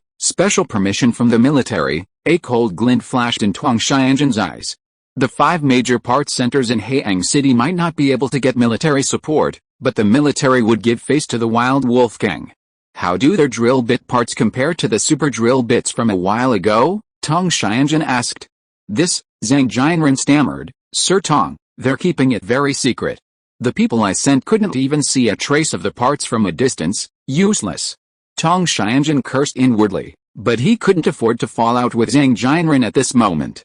How about this? I'll go to the military to find out the situation first, and then see if I can allocate a batch of super drill bits for you. Okay, thank you, Sir Tong. After closing the connection with Zhang Jianren, Tong Xianjun immediately used his connections with the Wild Wolf Gang to contact the military, but unexpectedly, he couldn't get any information about the so-called Wild Wolf Alloy number 1. He then inquired about Yang Hong, but to his surprise, the military was tight-lipped and had no intention of revealing anything. Fortunately, they did agree to release the super drill bit confiscated in Haiyang City some time ago, allowing it to circulate through special channels. When did this kid get involved with the military? After closing the military's contact, Tong Xianjun's face turned grim. But there was no time to think about it now. He still had to contact the 5 major parts centers in Haiyang City. Otherwise, if that kid Yang Hong really caused trouble, their goal would be ruined. It's Tong Xianjun, the one who connected with Zhao Yanhei, the big boss of Flash Messenger. I suspect that Zaba is behind that kid's connection with the military. Zaba? The one known as the Sky Knight, Flying Eagle Zaba. Tong Xianjun was shocked. Yes, the Flash Messenger boss nodded. This was intelligence gathered by his subordinates. So it's this guy. Tong Xianjun's face darkened again. No wonder the kid could get involved with the military. It turned out he had this person backing him up. No wonder he couldn't get any information about that kid from the military. Tong Xianjun's eyes flickered. By the way, that kid's been messing around with that Wild Wolf drill number 1 thing since this morning. Could there be someone from your Wild Wolf Gang involved? Suddenly, the flash message boss changed the subject. How could that be? Tong Xianjun was furious. Wasn't that exactly what he came for? If there really was someone from our Wild Wolf Gang, would I have come to you in the first place? Sensing Tong Xianjun's unfriendly tone, the flash message boss could only change the subject. Tong Xianjun was just a small fry, but if the Wild Wolf Gang was involved, even the big shots at the 5 major parts centers wouldn't dare say anything. They were powerful in Haiyang City, but outside of that area, they were nothing, while the Wild Wolf Gang was a behemoth that spread throughout the entire 32nd district. So, what's your strategy next? The flash message boss asked, adjusting his glasses. Since they've launched drill bit accessories, and dare to claim they far surpass all drill bit accessories in the entire Haiyang City, then we'll go head-to-head with them, Tong Xianjun said angrily. Head to head, a glint of light flashed in the flash message boss's glasses. That's right. We'll also have Zhang's repair shop sell drill bit accessories at the same time, and see if they can hold out under the guise of super drill bit. Super drill bit? The flash message boss frowned. The super drill bit was a high-performance drill bit accessory from Weihang Accessories Factory, but it hadn't been produced since the last clearance sale. Where were they going to find it? I've already used my connections to get the super drill bit that Lings and Zishan were selling together from the military, Tong Xianjun said. Really? The flash message boss's eyes lit up. You doubt the strength of our Wild Wolf gang? No. By the way, retrieving this batch of super drill bits cost a lot. You'll have to cover that expense. Tong Xianjun's eyes gleamed. To take down that parts center in the junkyard, as long as it's within our means, we can accept it. The flash message boss gritted his teeth and replied. 200 million, Tong Xianjun said. Last time at the Copper Sea gambling arena, he not only lost everything, but also owed Ling Weiyang and Xiang Fei debts. Unexpectedly, those two had quietly increased the interest to be no less than the principal, causing Tong Xianjun a huge financial blow. This time, if he didn't seize this opportunity to recoup his losses, he'd be damned. The flash message boss was speechless, almost cursing. The entire batch of super drill bits had already cost 360 million, now, they were asking for 200 million? Did they think they were easy targets? We, the Wild Wolf gang, have already given up on the parts center. Are you expecting us to work for nothing? Fine, I agree, the flash message leader gritted his teeth. Chapter 61 Zhang's Special Offers. Zhang's Repair Workshop. Zhang Jianren opened the door early, but the entire workshop was eerily quiet except for a few mechas waiting to be repaired. Why is no one here? Why hasn't anyone come yet? Boss Zhang was anxious and didn't dare wait in the workshop with the three big shots and Tong Xianjun. Someone's here. Suddenly, Boss Zhang finally saw his subordinates bring back some mech pilots. He rushed back into the workshop in a few steps. Lord Tong, the mech pilots are here. Tong Xianjun looked up and his face instantly turned gloomy. A mere few dozen mech pilots, what good were they? He had seen nearly 200 people at the entrance of the parts center. It's good that someone's here. We can start from them. The flash message boss adjusted his gold-rimmed glasses, his tone a little sour. They had agreed to head-on confrontation, but instead, everything was quiet. He was also feeling bad. It was like a powerful punch landing on cotton, soft and yielding, and he didn't know how to land the second punch. It really is a supersized drill bit. Some knowledgeable mecha pilots immediately recognized the neatly arranged supersized drill bits.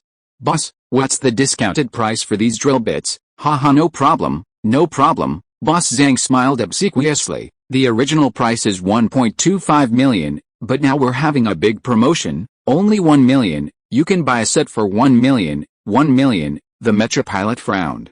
Boss, that's not fair. Another mecha pilot came over, knowing that there are new drill bit parts over there. You're still offering such a price. Is this really a discount? Zhang Jianren, Tong Xianjun, the three parts tycoons. Zhang Jianren suppressed his displeasure. The original price is 1.25 million, now it's selling for a round number of 1 million, but they are new parts. The mecha pilot blinked. Although the drill bit parts over there are new parts, no one can guarantee that those drill bits are really as good as advertised. Zhang Jianren. But they're new components. The mecha pilot continued blinking. The advertisements are all hype. These super drill bits have stood the test of time. Zhang Jianren. But they're new components. The mecha pilot was still blinking. Zhang Jianren. But they're new components. The mecha pilot was still blinking. Alright, just name your price. Zhang Jianren was about to vomit blood. 600,000. The mecha pilot immediately perked up. Since it's a big discount, it should look like a big discount. Don't just think about making money. That's right, we came here for the big discount. Without a discount, what are we buying? Immediately, another mecha pilot chimed in. 600,000? Zhang Jianren's eyes widened. These people really dared to ask for a discount, cutting the price in half. You have to know, this batch of super drill bits cost 200 million in public relations expenses, and the 5 major component centers were even demanding that these drill bits and components recoup the public relations expenses. As for the original principle of more than 300 million, Dings and Zishan didn't mention it, and the others naturally pretended not to know. 600,000 for 300 sets of super drill bits, That would only bring in less than 200 million. Wouldn't they be losing money hand over fist? Zhang Jianren turned his head and looked expectantly at the three parts tycoons. 600,000, we can accept that, but only the first 10 people to place an order can enjoy this price. The flash message tycoon adjusted his gold-rimmed glasses, stood up, and said with a gloomy face. To stimulate the Mecha pilot's desire to buy, he had no choice but to grit his teeth and agree, otherwise, they wouldn't even be able to recoup their public relations expenses. Okay, then I'll take one set first. The Mecha pilot was excited. I want one set too, give me one set as well. With business, Boss Zhang's smile returned. Although he lost some money, he had at least stimulated another group of Mecha pilots, and in the blink of an eye, 3 sets of super drill bits were sold. But, when the 4th Mecha pilot placed an order, Boss Zhang was dumbfounded again. What, you're just placing an order? That's right, I'm just placing an order first, the Mecha pilot nodded. A 10% deposit is required for the order. Boss Zhang's eyes twitched, but he was unambiguous. A deposit, the Mecha pilot immediately shook his head. I only place an order for peace of mind. If you require a deposit, then I won't place the order. No order, no order, that's the rule. As the saying goes, nothing can be accomplished without rules. Does he think no one else will buy? Zhang Jianren was displeased. Seeing that Zhang Jianren was truly unwilling to sell, the Mecha pilot had no choice but to turn and leave. With this man leading the way, almost all the Mecha pilots who came to Zhang's repair shop turned and left. Wait, what's going on? Boss Zhang was dumbfounded. Wait, Boss Zhang quickly called the man back. I'll take your order, I'll take it, damn it. If he didn't take it, the shop would return to its original empty state, not a soul in sight. At that point, what rules, what boundaries, it would all be meaningless. You really take it? The Mecha pilot couldn't believe it.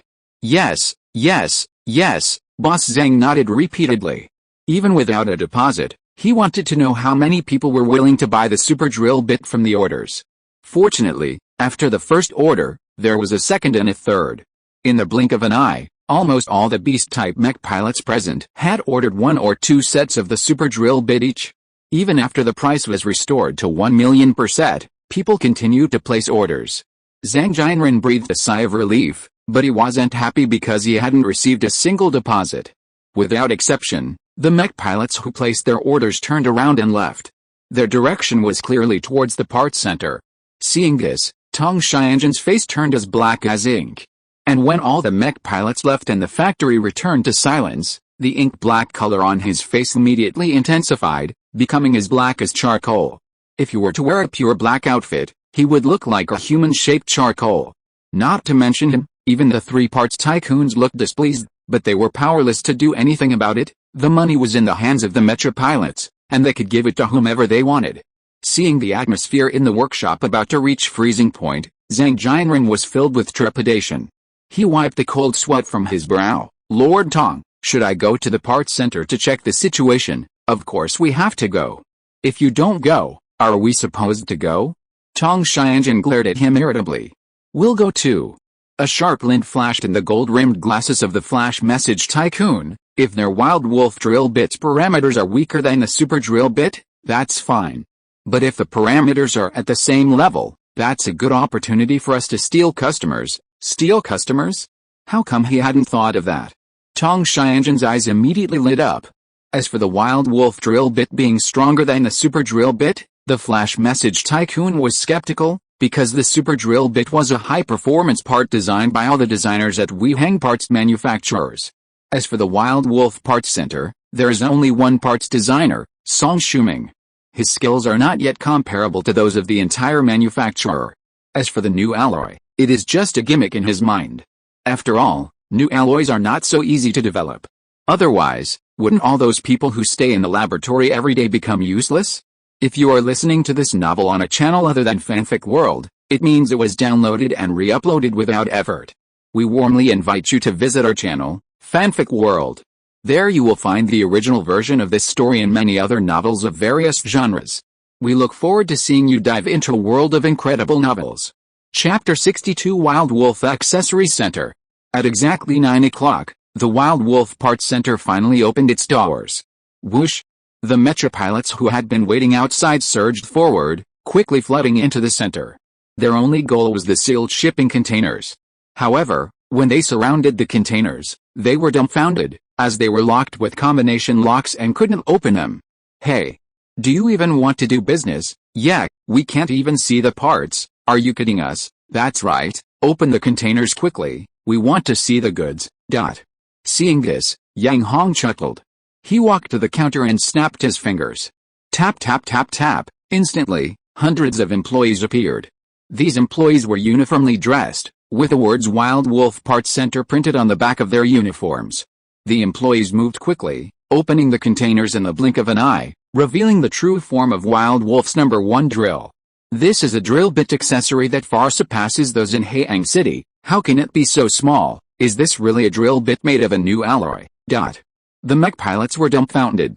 The size of the Wild Wolf drill #1 was even smaller than a super large drill bit, and its appearance was no different from an ordinary drill bit.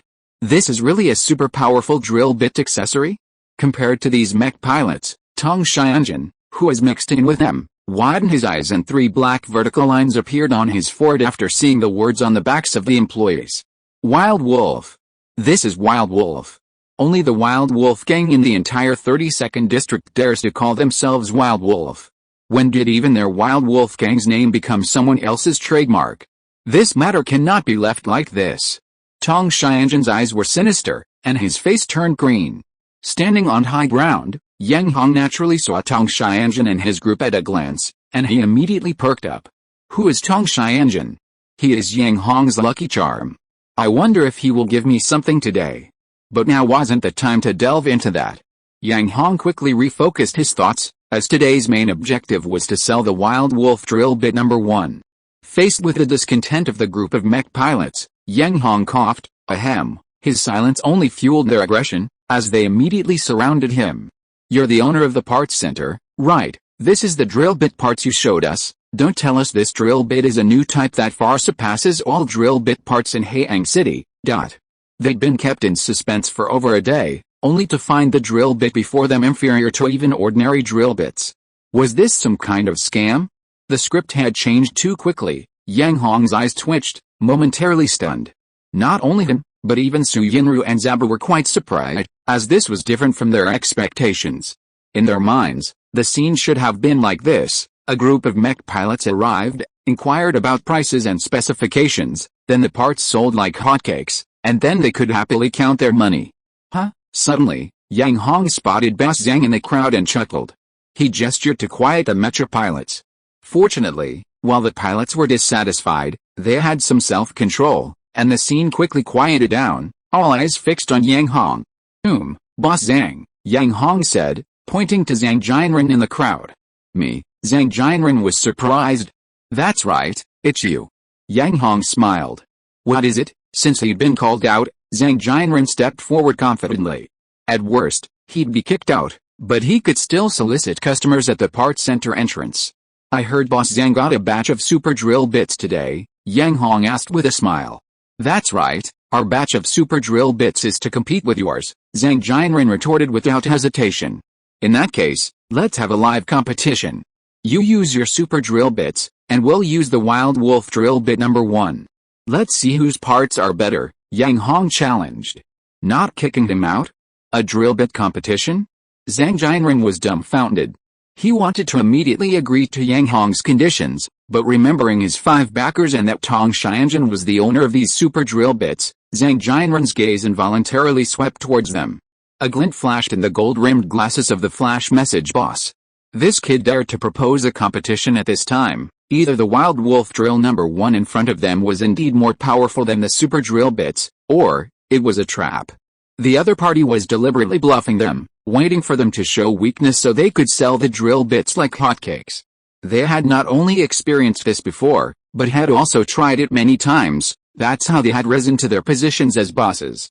So what was the current situation? The flash message boss's eyes, behind his gold-rimmed glasses, fixed on Yang Hong. But before they could consider it, the Mecha pilots present were all excited. What were they gathered at the junkyard for? It was to find a high-quality, high-performance component to ensure a steady stream of wealth. Now, the opportunity had arrived. They didn't know much about the Wild Wolf drill bit #1, But the super drill bit was already a well-known high-quality, high-volume, and high-guarantee product. Frankly, after the Ding family and Zishan sales event, they had already considered buying the super drill bit, but unexpectedly, they launched the Wild Wolf drill bit with an even more prestigious advertising slogan. This forced them to prepare for the worst. The Mecha pilots present, while making money was easy, the maintenance costs for their mechas were considerable. Every little bit saved counted. This way, they could maintain a high win rate while also taking care of their daily lives. They didn't want to live a life of hunger every day just to buy one or two more sets of parts. Such a life was far better than finding a decent job that would at least provide for their basic needs. Therefore, when Yang Hong proposed a competition between the two sets of drill bit parts, they were all like they'd taken an stimulant, their eyes red with excitement, demanding an immediate competition. Boss Zhang, don't show weakness. Let them see the power of the super drill bit. Yes, let's see which is more powerful, the super drill bit or the Wild Wolf drill bit. That's right, from now on, our order placement will depend on this competition. Zhang Jianren was at a loss. He quickly ran to Tong Xianzhen's side. Lord Tong, what do you think? The junkyard is your territory, you're in charge. Tong Xianzhen's face was gloomy, his eyes still fixed on the Wild Wolf Parts Center sign behind the employees. This was an opportunity. Hadn't they transported super drill bit parts overnight for this moment? The flash message boss adjusted his gold-rimmed glasses, agreed to him. With Tong Xianzhen's support and the parts tycoon's backing, Zhang Jianren felt confident. He stood up, full of bravado. Alright, then let's have a competition between our two drill bits. Chapter 63 Crash, just crash. Zhang's repair workshop moved swiftly, delivering a set of super large drill bits in a very short time after receiving the notification. The mech pilots were enthusiastic, even organizing themselves without the need for workshop staff. They immediately pulled out two beast-type mechas, one fitted with a super large drill bit, and the other with a Wild Wolf drill bit number 1 provided by the parts center. Soon, the drill bits were installed. Two equally skilled mech pilots were chosen. After entering the cockpit, they immediately started their mechas. Boom! The mech with a super large drill bit installed roared. The shockwave from the roar caused several weaker mech pilots to stumble back several steps. Seeing this, Zhang Jianren laughed heartily. Only a top-of-the-line drill bit could produce such an effect. He almost shouted on the spot, see that? This is a super drill bit with high quality, high quantity, and high guarantee. Not just any Tom, Dick, or Harry can compare, not to mention him. Everyone except for the gloomy-faced Tong Xianzhen nodded in satisfaction. However, the two bigwigs from the Ding family and Zishan kept their eyes fixed on Fang Wen and Peng An, who looked like minors, standing beside Yang Hong. Feng Wen's large-rimmed glasses obscured most of her face, but that didn't affect the two bigwigs' gazes. That kid should be He-Yun's junior. The Ding family bigwig squinted and glanced at Pang An first. HMPH, no wonder He-Yun didn't show up. So she had a backup plan. We'll have to be careful around her in the future. The Zishan bigwig's expression was equally displeased. That girl looks familiar. I also think she looks familiar, but I can't quite place her right now. This kid's got some skills. Not only did he snatch a parts center from the Wild Wolf gang, but he's also gathered a group of capable youngsters around him in a short time. The Ding family tycoon's gaze fell on Yang Hong again. Given time, this kid will definitely become a big shot on par with us. The Ding family tycoon chuckled sinisterly. Zai Sheng, do you think that's possible? I'm just saying, maybe. The Zai Sheng tycoon shrugged. Haiyang City only needs 5 parts tycoons. As for other parts center owners, the fewer the better. Over the years, no one has stood out. After a while, Wild Wolf drill number 1 started up. Whoosh! The drill sound wasn't loud, like a cat's meow. Compared to the super drill, it was like a delicate young lady, attracting no attention at all. Is this really a drill bit accessory that far surpasses all drill bits in Haiyang City? Upon hearing this, the Mecha pilots were dumbfounded, then their expressions turned to disappointment. This kind of drill bit, Zhang Jianren couldn't help but burst into laughter. Even the sound was muffled, clearly a piece of junk, yet it dared to challenge a super drill bit accessory. Wasn't that just asking for trouble? Zhang Jianren's gaze was contemptuous. However, the flash letter boss frowned. Not only him, but even the two big shots from the Ding family and Zishan sensed something was amiss. After all, they had been in the parts business for many years, and their judgment was naturally different from that of ordinary people. Amid the enthusiasm of the Mecha pilots, the two mechas equipped with a drill bit began their collision contest. The two mechas adjusted their directions and, under the expectant gazes of everyone, began their first round of impact. Boom bang! The high speed of the drill bit caused the two mechas to be knocked away to the left and right. After one round of impact, the Mecha pilots' eyes lit up, their gazes flashing with a sharp light. The super drill bit was considered a top-tier product by them, but the Wild Wolf drill bit had unexpectedly withstood an impact without damage, which greatly surprised them. This meant that the Wild Wolf drill bit's quality was at least comparable to the super drill bit, otherwise, it would have definitely fallen apart after the impact. With its quality proven, the mech pilot's goodwill towards the Wild Wolf drill bit soared. However, not everyone shared the same thought. A bead of sweat appeared on Zhang Jianren's forehead. This was different from the scenario he had expected. In his mind, the Wild Wolf drill bit would definitely not withstand the first impact from the super drill bit, turning into fragments, after which the mech pilots would scatter and return to Zhang's repair shop for a massive sweep. Of course, they would immediately raise the price of the super drill bit's parts, even double the price, and he would become the parts tycoon of the junkyard, reaching the pinnacle of life, with a great sword constantly being used, and the second, third, and fourth swords following one after another. But, something seemed off about the scene before him. Zhang Jianren secretly glanced back at the three tycoons. That one glance almost made him vomit blood. The three tycoons also had unfriendly expressions, and even the Ding family and Zishan tycoons had turned their heads away, no longer looking at the two mechas in the arena. What the hell was going on? Zhang Jianren's eyes widened. What's going on? In Yang Hong's mind, the devouring worm was somewhat dissatisfied. Yang Hong, ask how much alloy was mixed into that drill bit? What's going on? Yang Hong asked, puzzled. One impact couldn't even break that super drill bit apart, and it's still a high hardness alloy? The devouring worm asked angrily. Holy crap! Yang Hong quickly turned to Su Yinru and asked, how much Wild Wolf alloy number 1 did you add? 100. 1, Zaba replied. This is the military's suggestion. Holy crap. Yang Hong wiped away a bead of sweat, but he was also somewhat surprised. Even with a 100:1 ratio, it was still comparable to a super drill. Just how hard was Wild Wolf alloy number 1? Thinking of this, he was secretly overjoyed. If it were mixed at a 1:1 or 10:1 ratio, wouldn't the resulting drill be invincible across the entire planet? At this moment, the two mechas had adjusted their directions and began their second collision. The two mechas began to accelerate. Boom boom boom boom, the super drill roared like an angry horse. Whoosh whoosh whoosh, the Wild Wolf drill, as always, emitted a sound like a kitten's meow. Bang! Finally, the two mechas collided again. This time, the two mechas didn't separate after colliding, because they had already drilled right into the heart of the machine. With a single impact, the wolf drill smashed the super drill bit to the side, its tip almost touching the cockpit. Fortunately, the mech pilot operating the wolf drill reacted quickly, otherwise, the competition would have been fatal. The mech pilots were stunned. Zhang Jianren was stunned. Tong Xianzhen's eyes widened in disbelief. The three bigwigs sighed and looked away. Yang Hong laughed, and Su Yinru laughed too. What happened? Zhang Jianren couldn't believe it. How much did Chapter 64 sell for? 2 mechas, 2 sets of drills, 1 destroyed, 1 intact. The difference in strength was immediately apparent. Silence. An eerie silence filled the entire arena. After a long while, someone finally reacted. This is the Wild Wolf drill number 1. A mech pilot looked at the Wild Wolf drill and immediately became excited. He even jogged over to the Wild Wolf drill and examined it closely. No chipping. No cracks. The entire drill was as good as new. What was a super drill bit?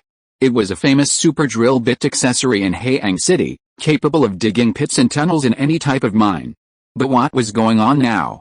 Just 2 impacts, and it was completely destroyed by a new type of drill bit accessory, almost piercing through to the core. He wasn't particularly talented, and his strength was average. He relied on high-quality and high-performance accessories to compensate. This Wild Wolf drill was practically a hot commodity in this mech pilot's eyes. Boss, how much is a set of the Wild Wolf drill number 1? He asked Yang Hong hastily, his eyes sparkling. His question immediately drew the attention of all the Mecha pilots. Boss, how many sets of Wild Wolf drills can I buy at once? Will there be a number 2, number 3, etc.? The Mecha pilot's eyes were like wolves, hungry and thirsty, all fixed on Yang Hong with eager eyes. Yang Hong beamed. Damn, these Mecha pilots couldn't even remember the name of the wild wolf drill at first, but now they could pronounce it perfectly, proving how much they value the wild wolf drill number 1. Yang Hong pretended to consider. At this moment, Su Yinru hurriedly tugged at his sleeve, her eyes flashing with countless gold coin symbols. 3 million, 3 million, 3 million. Her mouth moved rapidly, almost shouting it out. Originally, they only ordered 2 million per set, but given the current momentum, they felt they had to drive up the price of the wolf drill bits to justify the performance. Too expensive? Didn't you see the super drill bit costs 1.25 million? Even with a discount, it'd still be at least $1 million, right? Yet, even this super drill bit couldn't withstand 2 blows from the wolf drill bits. In other words, 3 million might buy at least 3 sets of super drill bits, but could those 3 sets beat 1 wolf drill bit? So, Su Yinru not only thought the price was reasonable, but also justified. If they still thought it was too expensive, then they shouldn't buy it. They could just be used as targets to be smashed to pieces, or at worst, have their cockpit drilled through. At that point, no amount of money would help, because the crew would probably be totaled. 3 million. Yang Hong immediately perked up. He coughed and said, everyone saw it, right? How is the performance of this super drill bit? Terrible. This was almost a thought shared by all the mech pilots present, and quite a few even shouted it out loud. PFFT. Zhang Jianren spat out a mouthful of fresh blood. Damn it, they clearly saw the super drill was already damaged. Why keep bringing it up? Did they really want to embarrass him? Boss Zhang was so aggrieved he was almost in tears. At this moment, coupled with some mech pilots shouting their opinions, tears immediately streamed down his face. The 3 parts experts behind him and Tong Xianjun weren't feeling well either. They were all planning to quietly slip away. However, after thinking it over, the 3 parts experts sat down. And Tong Xianjun couldn't just leave alone. They didn't dare move. Did they think Boss Zhang would dare to sneak away by himself? There was nothing he could do but watch others show off while he cried, and he was the one being belittled. Zhang Jianren felt another surge of blood welling up inside him, ready to erupt at any moment.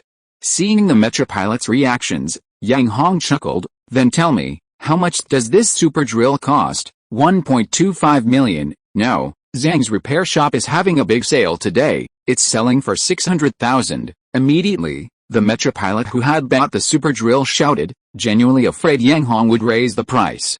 However, what you fear most is what happens.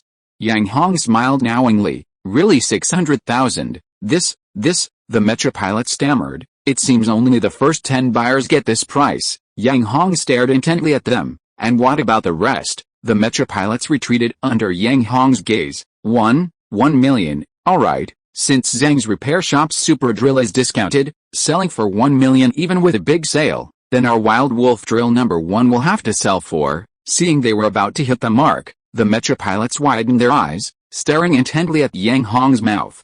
5 million. The Mecha pilots were dumbfounded. Su Yinru's eyes widened, her gaze fixed on the gold coin symbol.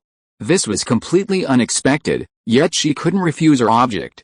The 3 big shots. Tong Xianjun's eyes twitched. What? Zhang Jianren was stunned. 5 million? Even top-tier Mecha parts couldn't sell for that price. This was almost the total price of a low-level Mecha. And damn it, no matter how good the drill parts were, they were just engineering parts. Besides digging holes and burrows, what else could they do? 5 million? Did they really want to get rich quick? Zhang Jianren grinned, scoffing. Yang Hong was unimpressed.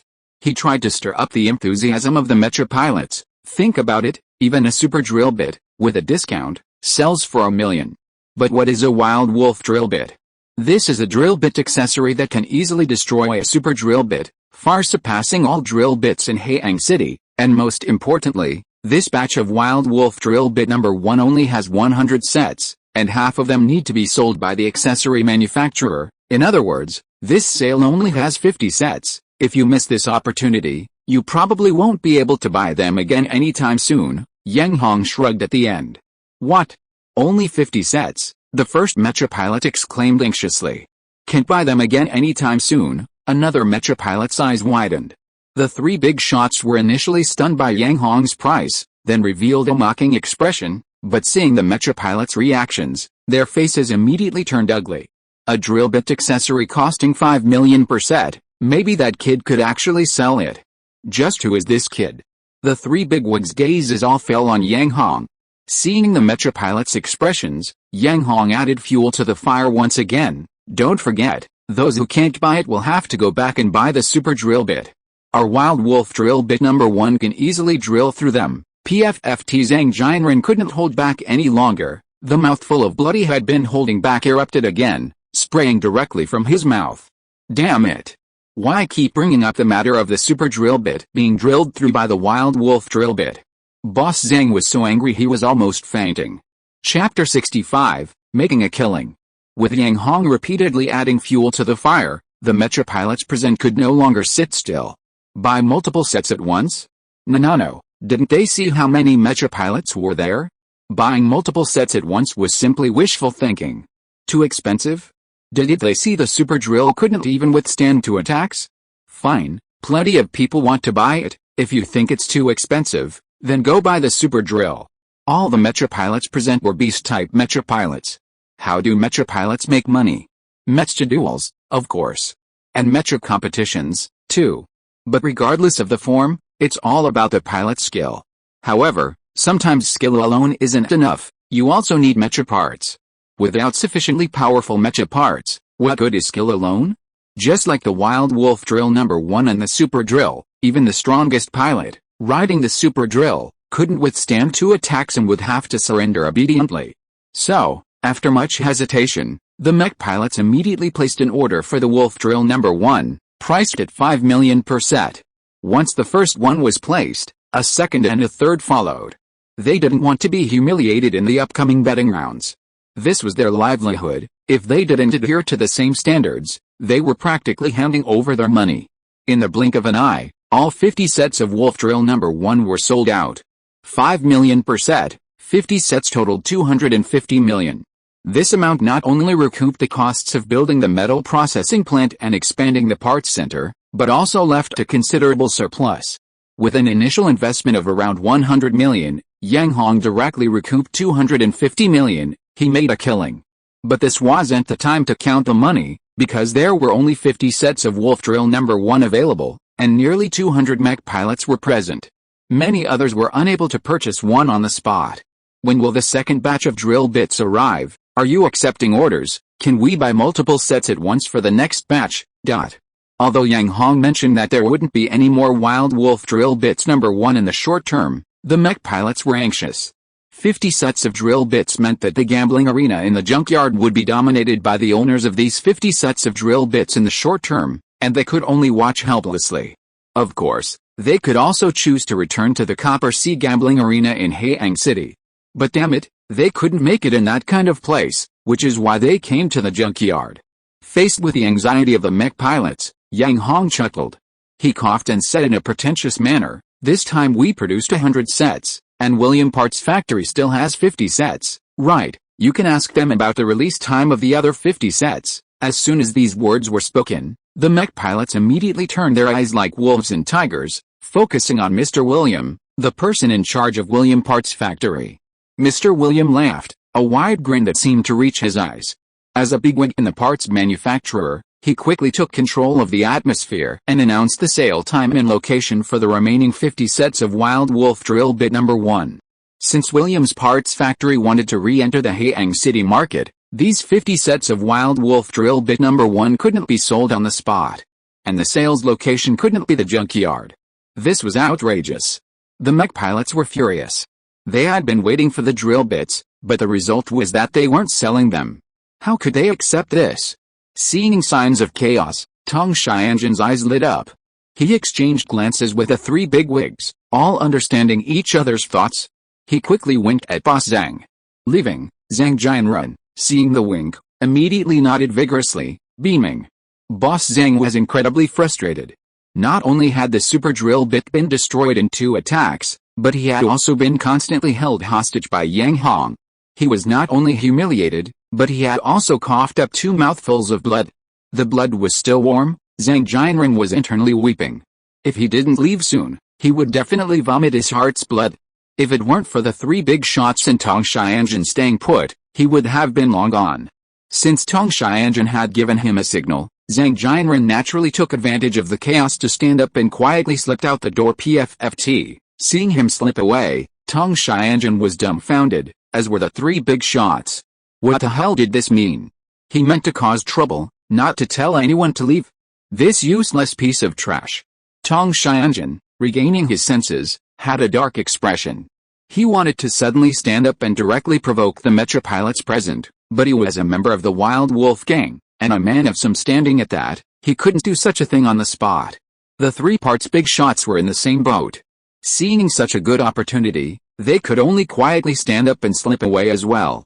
What could they do? Their best pawns had all run away. Were they left to be taken advantage of? Seeing the mech pilot's dissatisfaction, Mr. William, the big boss of the parts store, finally displayed his magnanimity, calming their discontent with just a few words. Not only did he give each of them a William Factory Parts purchase voucher worth 100,000 star coins, but with this voucher, they could obtain priority in purchasing the #1 Wild Wolf drill simply by showing up at the sales event. Of course, if anyone raised the price on the spot, they would still sell to the mech pilot who raised the price first. As for the price, didn't you see that Boss Yang had already mentioned 5 million per set? He certainly wouldn't lower it. This was money, and no one would turn down money. Moreover, after this batch of drills was sold, they would only get a small share. The lion's share would go to Boss Yang. Every penny lowered would reduce their profits and also damage Yang Hong's reputation. Selling for 5 million 1 minute and then lowering the price the next would definitely get Yang Hong cursed to death by the angry mech pilots. Mr. William couldn't do something like that. However, they also accepted an on-the-spot price increase, meaning the price of the Wolf Drill #1 at the launch event might exceed 5 million. After 50 sets of Wolf Drill #1 were sold out, the Mecha pilots left, some excited, some sighing. The excited ones rushed to assemble their Mecha and then head to the gambling arena to make a fortune, while the sighing ones could only watch others profit, having been a step too slow and had their opportunities snatched away. As for the Super Drill, whoever bought it was basically giving it away. One can imagine the scene at Zhang's repair shop in the days to come. After seeing off the Mecha pilots and the excited Mr. William and his assistant, Yang Hong and the others could finally calm down. After things calmed down, Su Yinru, as the finance manager, naturally gathered everyone for a debriefing. As for what they discussed, Yang Hong didn't listen at all. His eyes were glued to the little girl's electronic bracelet, which contained over 200 million. As the big boss, he should get a share and then have some fun. As the designer of the accessories and the developer of the alloy, Yang Hong said he was very tired and needed to rest. Fortunately, the young woman had a conscience. After summarizing the situation, she immediately transferred 10 million yuan to Yang Hong's electronic bracelet, ostensibly as research and development funds. Su Yinru was never stingy with money that could generate income. Moreover, Yang Hong was the biggest boss. If he didn't have money, it would affect the reputation of the accessories center. Chapter 66 The Tragedy of the Wild Wolf. Leaving the parts center, Tong Xianjun slunk back to the Wild Wolf gang headquarters. As for the three big shots from Haiyang City, he didn't even bother to greet them. He'd lost terribly, losing all face, and most importantly, he didn't have time to deal with them. Fortunately, he'd already recouped everything he'd lost at the Copper Sea gambling arena from them, and even had a profit. Whether they'd cooperate in the future was up to fate. As for Boss Zhang Jianren, thinking of that man filled Tong Xianjun with rage. He'd only given this pawn a signal to stir up trouble, to incite the Mecha pilots' discontent so they could deal with Yang Hong. But this guy had actually run away with a straight face. Run away? What happened to causing trouble? Tong Xianjun's face was as black as charcoal. Even back at the Wild Wolf gang headquarters, his complexion fluctuated wildly. Lord Tong, dot. Seeing Tong Xianjun return, several Wild Wolf gang henchmen, eager to curry favor, rushed forward. Hong Bao had only become the acting leader because of this skill. However, when they saw Tong Xianjun's face, as black as the bottom of a pit, they immediately shrank back. Flattery is a skill. If you flatter the wrong person, you'll be kicked away at any moment. Those who had endured Hong Bao's torment were all shrewd and cunning. But, at this moment, Tong Xianjun suddenly pointed at the unfortunate few. You come with me and contact Boss Wild Wolf. What? Contact Boss Wild Wolf? The three unfortunate men gasped and looked at each other in disbelief. This was truly a case of flattering the wrong person, and the unfortunate men were filled with misery. But Tong Xianjun's status was a few degrees higher than Hongbao's, so they could only sigh helplessly and follow him. Actually, contacting the Wild Wolf boss only required an electronic bracelet, but the Wild Wolf boss believed that a bracelet only provided sound and no image, which couldn't convey his overwhelming authority. Therefore, he usually preferred to use a large screen for communication. This not only displayed his prestige but also his muscular physique.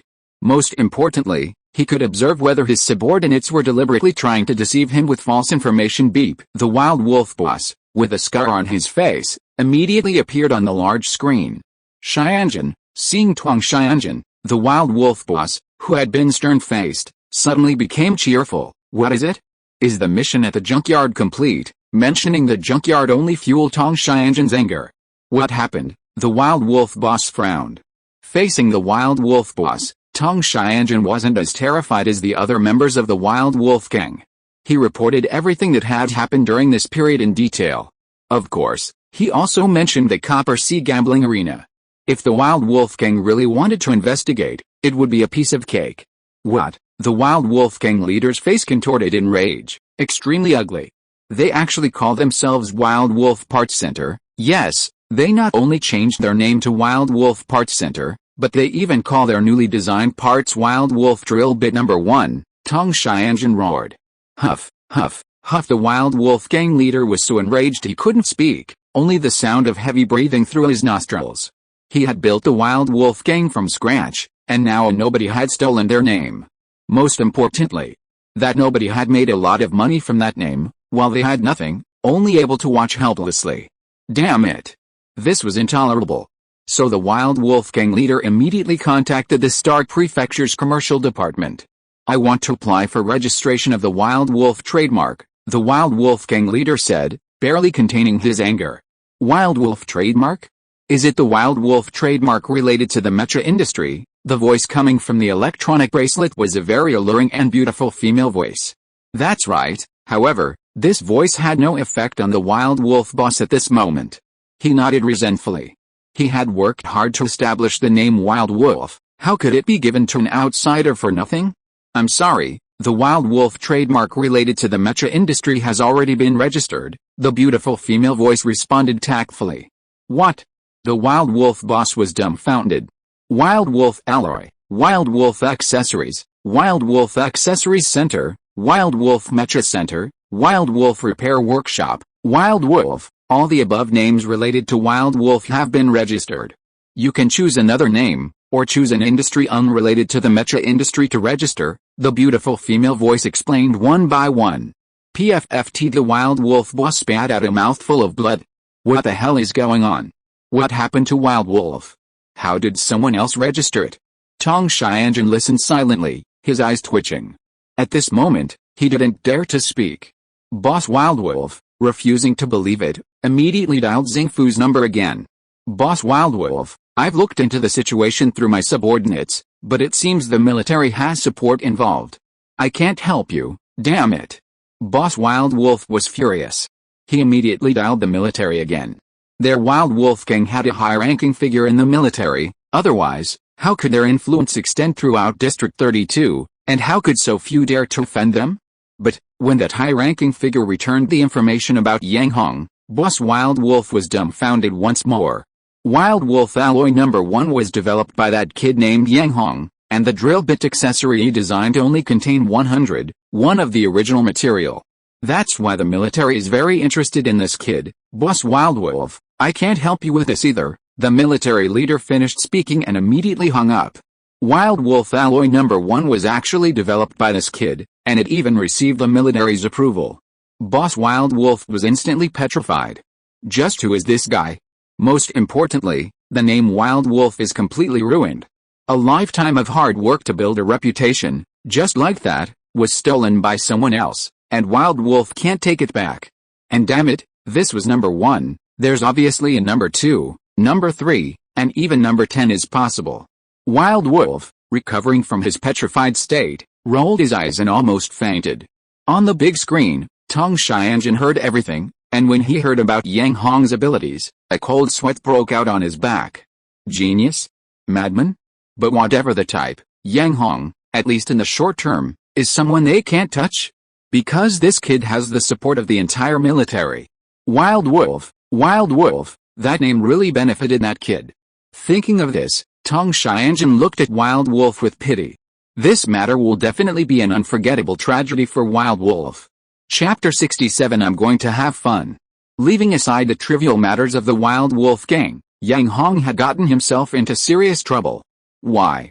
Because only he knew how to reconstruct abandoned mecha metal, and Su Yinru had long ago locked him in that completely sealed workshop so he could properly reconstruct the metal. But, damn it, this wasn't Yang Hong's intention. With the money, Yang Hong needed to have some fun. Locked in a workshop, and in a completely sealed, dark place with the lights off, how could he possibly have any fun? What kind of era was this? Did rich people not go out to enjoy themselves? Were they going to take their money to the grave to use as blankets? That was impossible. Yang Hong was furious, but the devouring worm was excited. Because there was a continuous supply of abandoned mecha metal here. Although it would need at least an entire planet to recover, in the current situation, recovering even a little bit was worthwhile. Even a tiny bit of recovery filled the devouring worm with power. However, Yang Hong's lack of cooperation made it frown deeply. Yang Hong, don't you want this bug master to recover his energy? The devouring bug asked. Of course I do, Yang Hong replied without hesitation. But think about it, you need at least a planet to recover. What good is this little bit of metal? The bug had already parasitized him, becoming a symbiotic entity. Their fates were intertwined. Yang Hong didn't know if they would perish together, but he knew that if anything happened to this body, the devouring bug would be in deep trouble. This bug had become Yang Hong's ultimate weapon. Naturally, the stronger it became, the more Yang Hong would benefit. Moreover, due to consuming the metal, he vaguely felt his physical body becoming stronger, even able to easily withstand the little girl's punch without leaving a mark. But damn it, for this bug to fully recover, it needed to absorb an entire planet.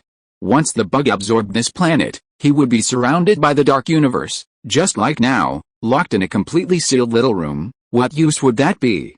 Yang Hong wasn't like that worm. He needed companions, a society, and, most importantly, the ability to enjoy life. What could he possibly enjoy all alone? Was his future just about sleeping, and more sleeping? Yang Hong absolutely refused to accept that. Yes, absolutely. The devouring worm's dark eyes immediately shone with a rainbow of light. With my energy restored, I can enter the universe anytime. Enter the universe. Yang Hong suddenly perked up. Nothing needed, just like that. That's right. Seeing that Yang Hong's curiosity had been piqued, the devouring worm immediately increased its stakes. This planet is just an ordinary inhabited planet in the universe, and it's only recently been promoted to a second-class star. Just imagine how exciting the outside world will be. Exactly. Yang Hong nodded vigorously. What he needed was an exciting life, exciting enjoyment, so hearing the worm's words, he was tempted. As for money, the dead worm had only offered an alloy formula, and he'd already made a fortune, so that wasn't a concern. With money, where wasn't there enjoyment? Of course, the prerequisite was that there were other like him there, otherwise, Yang Hong wouldn't have anything to do.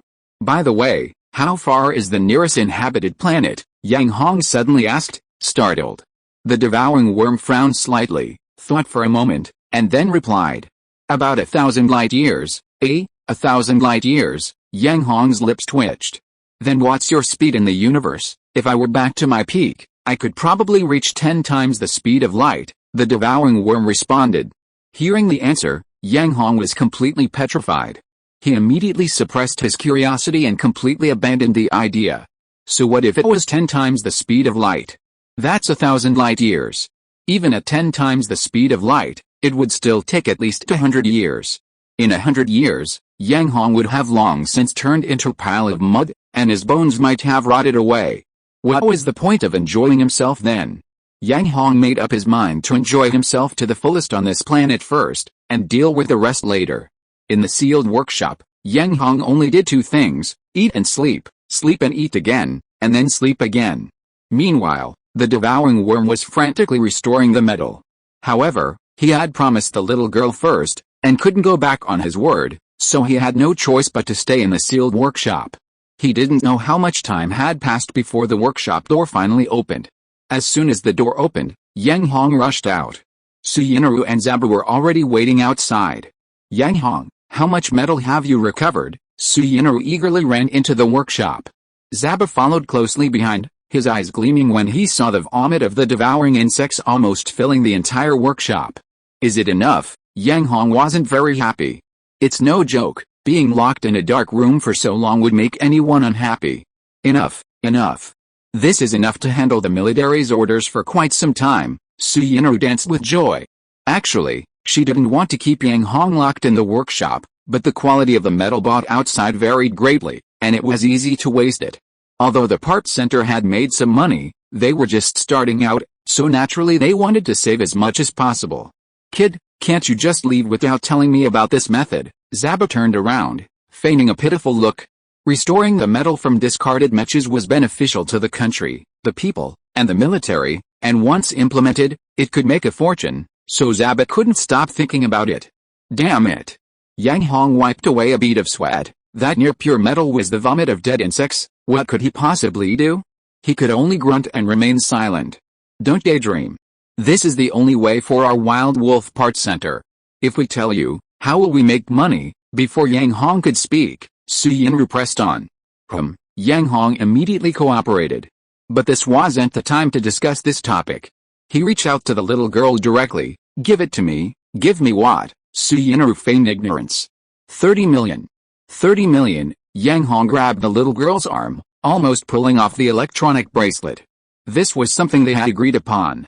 Yang Hong was responsible for restoring the metal, and after that, the girl would allocate some funds so he could go have fun. No, wait, go find business opportunities. He only agreed because of this 30 million, otherwise, he would have disappeared long ago, and willingly been locked up in a dark room for days. Alright, here you go. Suyinaru reluctantly allocated the funds. Exactly 30 million. Remember, you need to find more business opportunities. We're just getting started. Suyinaru looked at Yang Hong pitifully. Okay, I know. Yang Hong turned around and waved his hand. Business opportunities weren't so easy to find. His goal was to have fun. As for the future, that was a matter for later. Where's Xiao Hongzi? Yang Hong called out loudly. Boss, I'm here. Liang Weihong appeared from some corner. Come on, quickly take me to have fun. Yang Hong waved his hand. Thump. The girl's eyes rolled back, and she fainted. Chapter 68 Return to Haiyang City. After 8 hours, Yang Hong and his companion finally arrived in Haiyang City once again. As soon as they got out of the taxi, Yang Hong burst into tears, his eyes brimming with saliva. He swore he would never take a taxi again. He was going to build a flying mech. This was such a waste of time. 8 hours, a full 8 hours. He had just sat in the taxi, letting time slip away. And he couldn't even sleep. Why? Because Yang Hong had been eating and sleeping in the sealed workshop, waking up to eat again, eating and sleeping again. He was already so full of sleep, how could he possibly fall asleep? 8 hours. 8 hours. If they had arrived in Haiyang City earlier, he would have been having a blast for ages. But he could only sit in the taxi, staring intently at the trees receding one by one. And it was a repetition. A repetition. And another repetition. 8 hours. How many 8-hour periods does one have in a lifetime? Yang Hong felt like he was about to cry himself to death. He didn't want to think about it anymore. Thinking about it would only bring more tears. Yang Hong shook his head violently. Having already set foot in Haiyang City, he decided to toss his hair, stride away, and embrace a new life of freedom, forgetting everything to enjoy the new excitement. Little Hongzi, do you know the way? Yang Hong turned and asked. No. I don't know, Liang Weihong stammered. What? Yang Hong was dumbfounded. Liang Weihong was sweating profusely, embarrassed.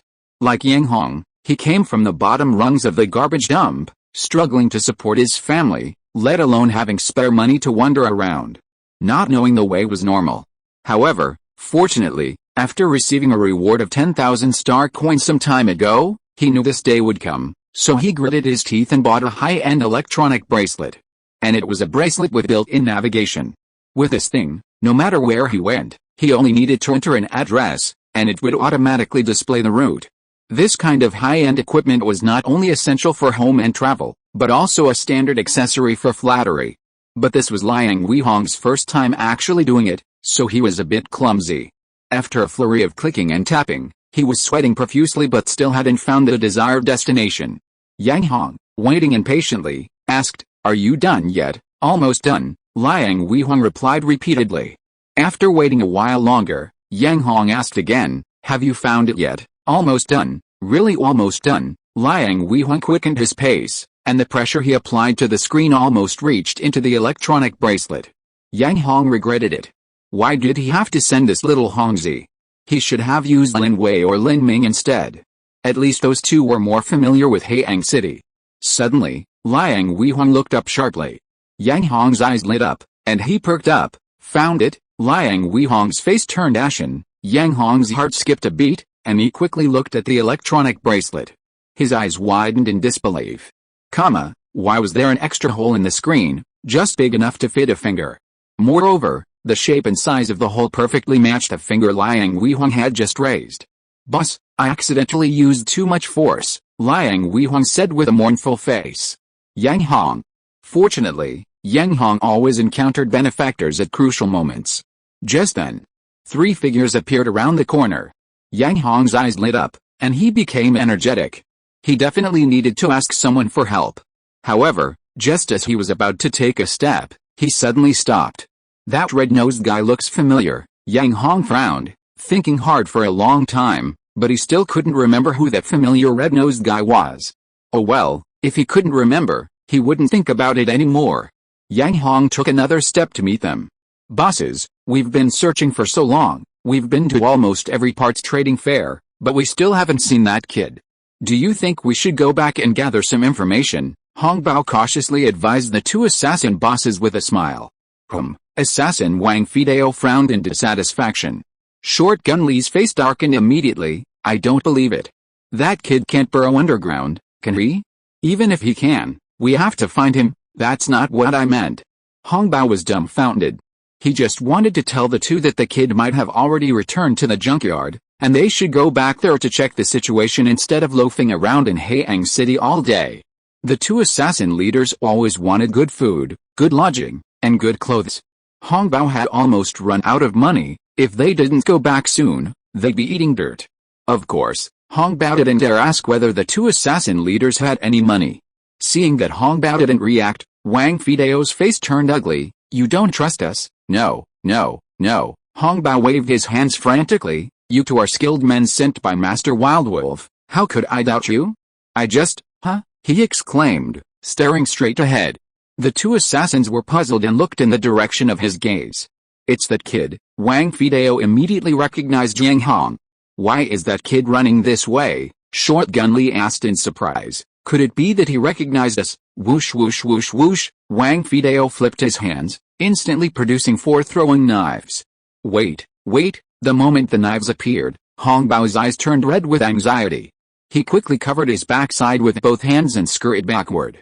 Damn it, he still had many knife scars on his buttocks, all from being hit by throwing knives.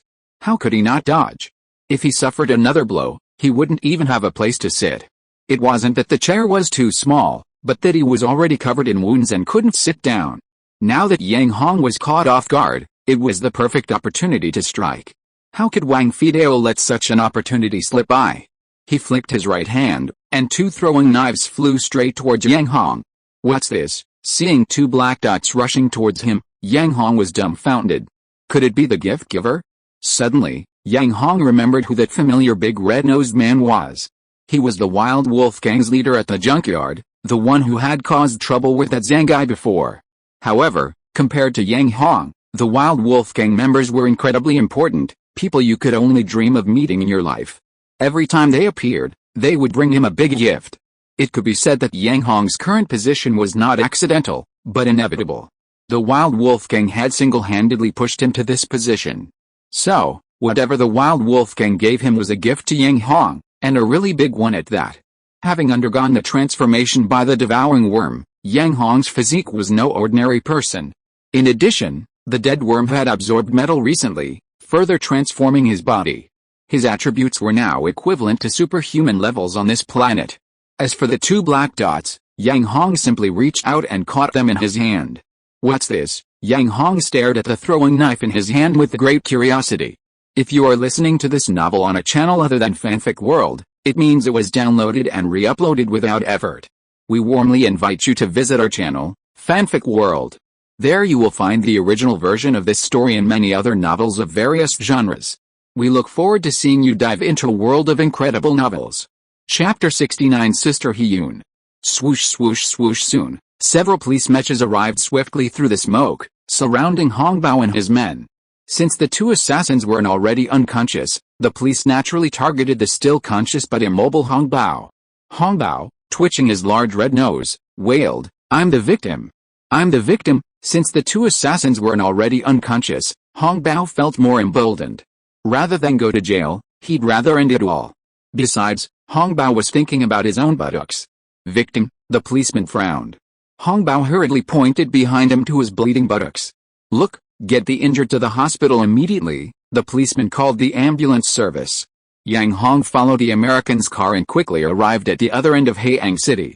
Once in the car, the American didn't speak, so Yang Hong was happy to have some peace and quiet. The car soon stopped, revealing a tall, imposing building called the Royal Court Restaurant. The older woman got out of the car first, then opened the door for Yang Hong. "Little guy, my boss is waiting for you inside." "Boss? Yours?" Yang Hong was puzzled. "Is he young?" The older woman was speechless.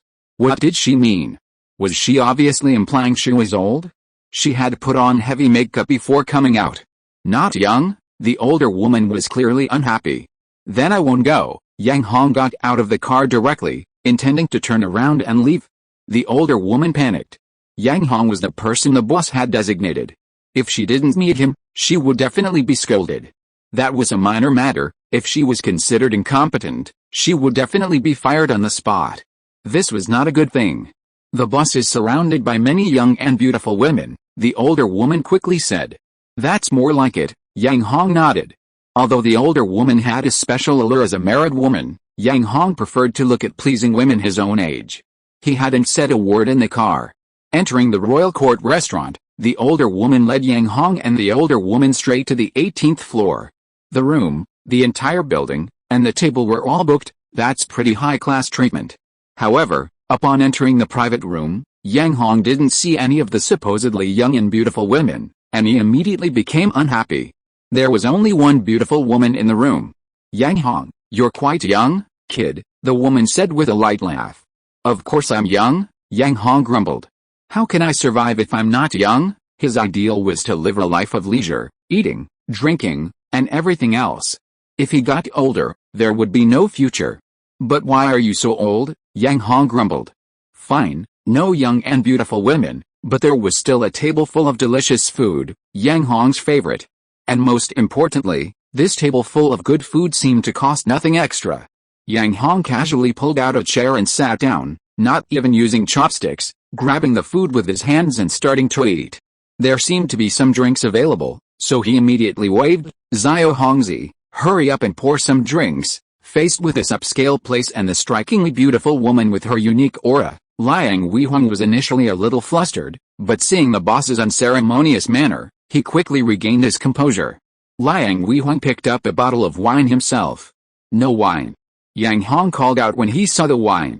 Given the current situation, getting drunk didn't seem like a good thing, so Yang Hong decided to abstain from alcohol. Liang Weihong then got a soft drink and poured Yang Hong a glass. "Sit here and eat with us." Yang Hong patted the seat next to him. "Me too." Liang Weihong was surprised. He was just a lowly employee who usually polished shoes and flattered the boss. Dining with the boss was something he never even dared to dream of. He was both surprised and delighted that Yang Hong had invited him to join. "Sit when I tell you to sit, eat when I tell you to eat. What's with all this fuss?" Yang Hong said, tearing a chicken leg from a whole chicken and stuffing it into Liang Weihong's mouth. Liang Weihong finally sat down and poured himself a drink. Since the boss didn't drink, he naturally wouldn't either. Although he had never tasted fine wine before, he still had some self-control. Yang Hong's action surprised the beautiful woman, but she quickly recovered, though her gaze softened slightly. Watching the two of them eat and drink heartily, she frowned, losing her appetite, but didn't stop them. "How are you?" Having eaten and drunk his fill, Yang Hong finally patted his bloated belly with satisfaction and picked up a toothpick to clean his teeth. "So, what brings you here?" Yang Hong asked. Even a fool could see that this woman hadn't invited him to eat and drink for no reason. There was definitely a vested interest involved. "I'm the owner of Heian Parts Center," the beautiful woman finally said. "Heian Parts Center? Where was that?" Yang Hong turned to look at Liang Weihong suspiciously. The owner of Heian Parts Center, Liang Weihong was so shocked that the food in his mouth fell out with a clatter. "Boss, she's He-Yun, the big sister from the 5 major parts centers." Liang Weihong quickly leaned close to Yang Hong's ear. "He-Yun, the big sister from the 5 major parts centers, wasn't that one of the 5 big shots?" Yang Hong blinked. "Damn, this is definitely an enemy?" Yang Hong was puzzled. Why would this enemy offer him a free meal and drinks for no reason? "Speak, what's up?" He didn't believe in such unsolicited favors. "I want the sales rights to the #1 Wild Wolf drill bit." He-Yun got straight to the point. "Impossible," Yang Hong refused bluntly. Damn, if it weren't for the 5 big shots pressuring them, would they still be unable to get parts into Heian City? "Really not, absolutely not," Yang Hong said decisively. "Alright," He-Yun made a gesture of dismissal, "then you're on your way. You really want us to leave?" Yang Hong was surprised. Leaving aside the expensive meal, the cost of renting the entire building, room, and table must have been considerable. But why was He-Yun being so agreeable? Dissolving the partnership over a mere disagreement? However, seeing that the other party was determined, Yang Hong had no choice but to lead Liang Weihong out of the private room and directly into the elevator. Seeing Yang Hong leave, Sister He-Yun, rarely showing a smile, said, "No wonder Pangan follows someone like this. Never mind, from now on it will be the young people's world. I won't stop him." Pangan, whom Yang Hong unintentionally took in as a follower, was Sister He-Yun's adopted son. Originally, Sister He-Yun had planned to extract the sales rights to the Wild Wolf drill and Wild Wolf alloy from Yang Hong. But seeing that this young man treated even a bootlicker like an equal, completely lacking the manners of other bosses, her thoughts faded considerably. As parents, what are they working so hard for? Is it for their own enjoyment? Of course not. They work so hard for their 2nd and 3rd generations, even for their entire family. It's rare that Pangan has followed a good boss, so she feels much more at ease. The Heian Parts Center still needs to be handed over to the younger generation. It's a good thing to let this kid learn some skills before he comes back. As for the other big shots, Heian's eldest sister said she couldn't help them. Chapter 70. Today is a good day to have fun. Stepping out of the Royal Court restaurant, Yang Hong glanced back with suspicion. Was she really just treating me to a meal? He decided to ignore it, as he'd been treated to meals and drinks more than once, but this time it felt a little abrupt. "Little Hongzi, tell me, what places in Heian City are worth having fun?" Not daring to ask Liang Weihong to lead the way, Yang Hong decided to try and elicit information about places to have fun so he could ask around. Generally, the most exciting place was the gambling arena, but Liang Weihong, hearing that Yang Hong had already been there, didn't want to bring it up again. He scratched his head, then suddenly remembered a place. "Boss, when I was at the junkyard, I heard that Heian City had a Mecha virtual reality center. Even the Mecha pilots from the gambling arena would go there from time to hone their skills." A Mecha virtual reality center? Yang Hong was taken aback at first, then his eyes lit up. "Is it a place where you can pilot mechas?" That's right, Liang Weihong nodded vigorously.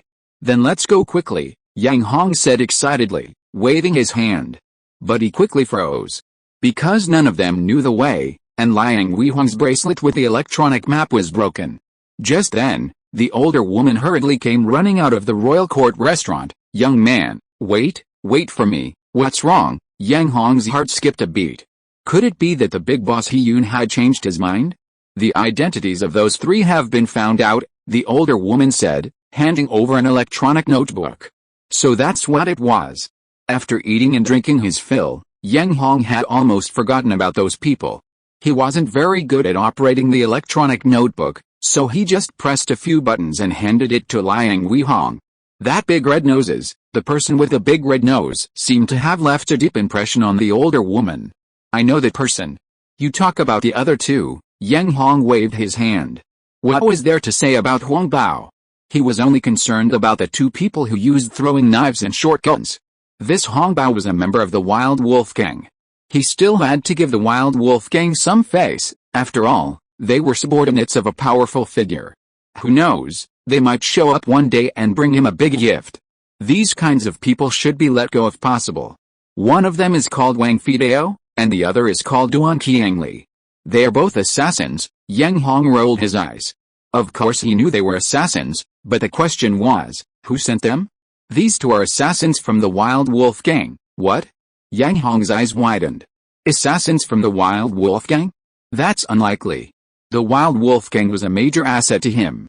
However, Yang Hong quickly accepted this fact. Although the Wild Wolf Gang was a major asset, the people in the Wild Wolf Gang certainly didn't think so. After all, Yang Hong was stealing food from their mouths. If it were him, he would definitely send assassins to teach them a lesson. Next time, I'll make them pay a hefty price to calm their nerves. Yang Hong was determined. With the matter settled, the older woman bid farewell to the two. Hey, Yang Hong was anxious. He still had something to ask of her. What is it? The older woman asked, puzzled. Do you know the location of the Mecha Virtual Center? Yang Hong asked shyly. The Mech Virtual Center. The older woman's jaw nearly dropped in surprise. Where's it? You don't know either. Yang Hong immediately dropped his shy demeanor, adopting a nonchalant expression. Seeing Yang Hong's rapid change of expression, the older woman was both amused and annoyed. You little rascal, I'm starting to doubt if you're even the owner of a parts center. What's wrong? Yang Hong asked. Is your electronic bracelet broken, or are you blind? The older woman covered her mouth and laughed. Yang Hong was speechless.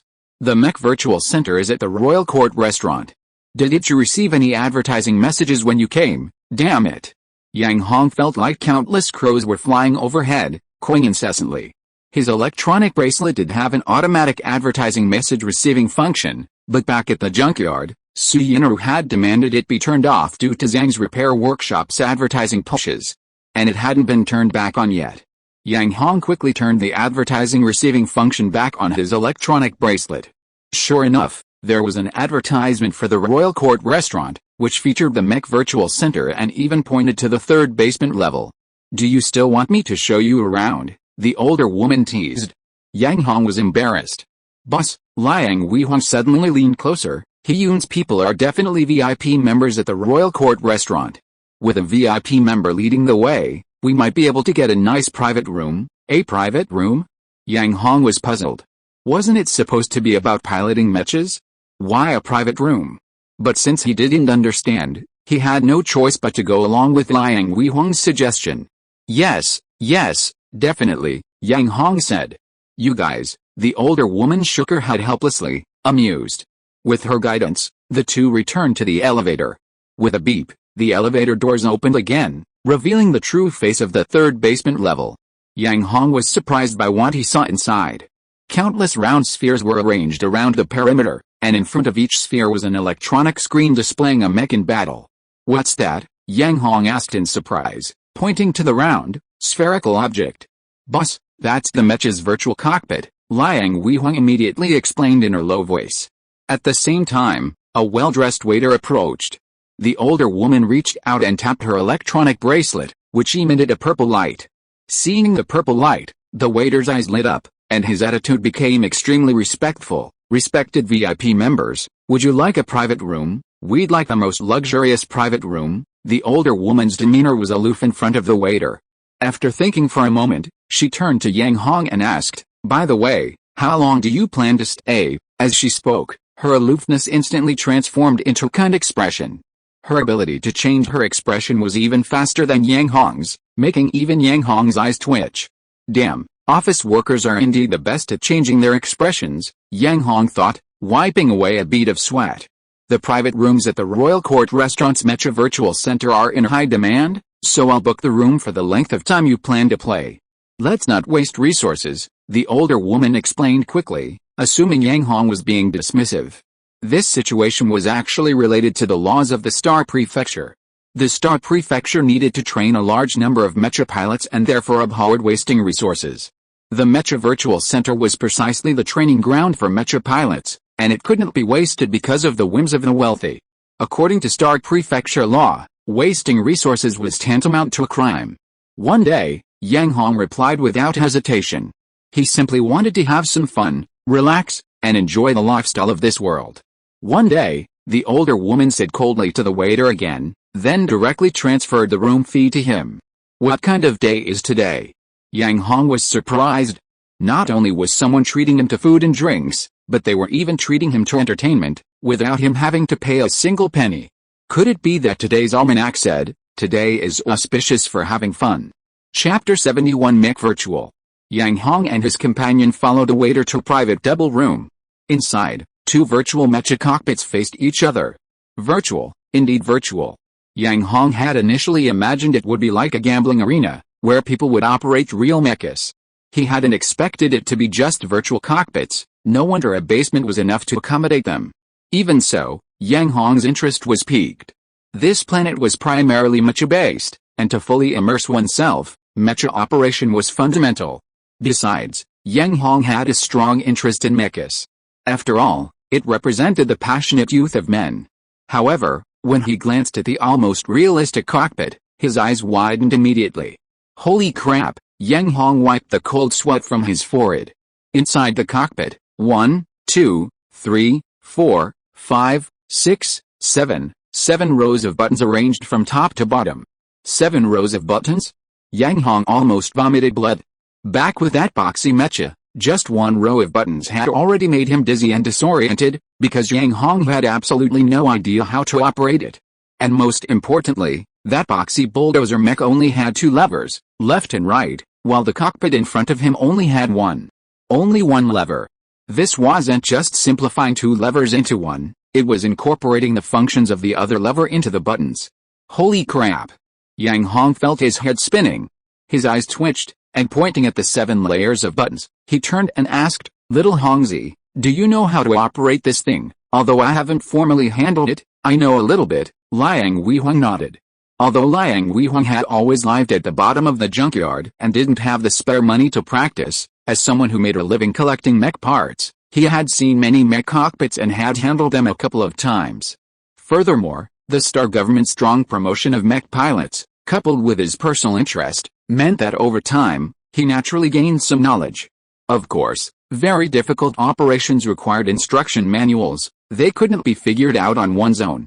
But just then, the waiter chuckled, "The virtual mech cockpit is a training cockpit. If you've never been in one before, you can practice by watching the tutorial." "A tutorial?" Yang Hong's tense heart finally relaxed.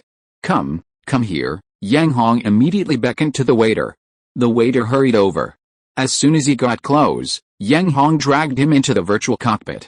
"Quick, turn on the tutorial mode for me." The waiter was startled and quickly pointed out the tutorial mode to Yang Hong before swiftly leaving. Damn, Yang Hong was too strong. He thought the other man was going to do something inappropriate.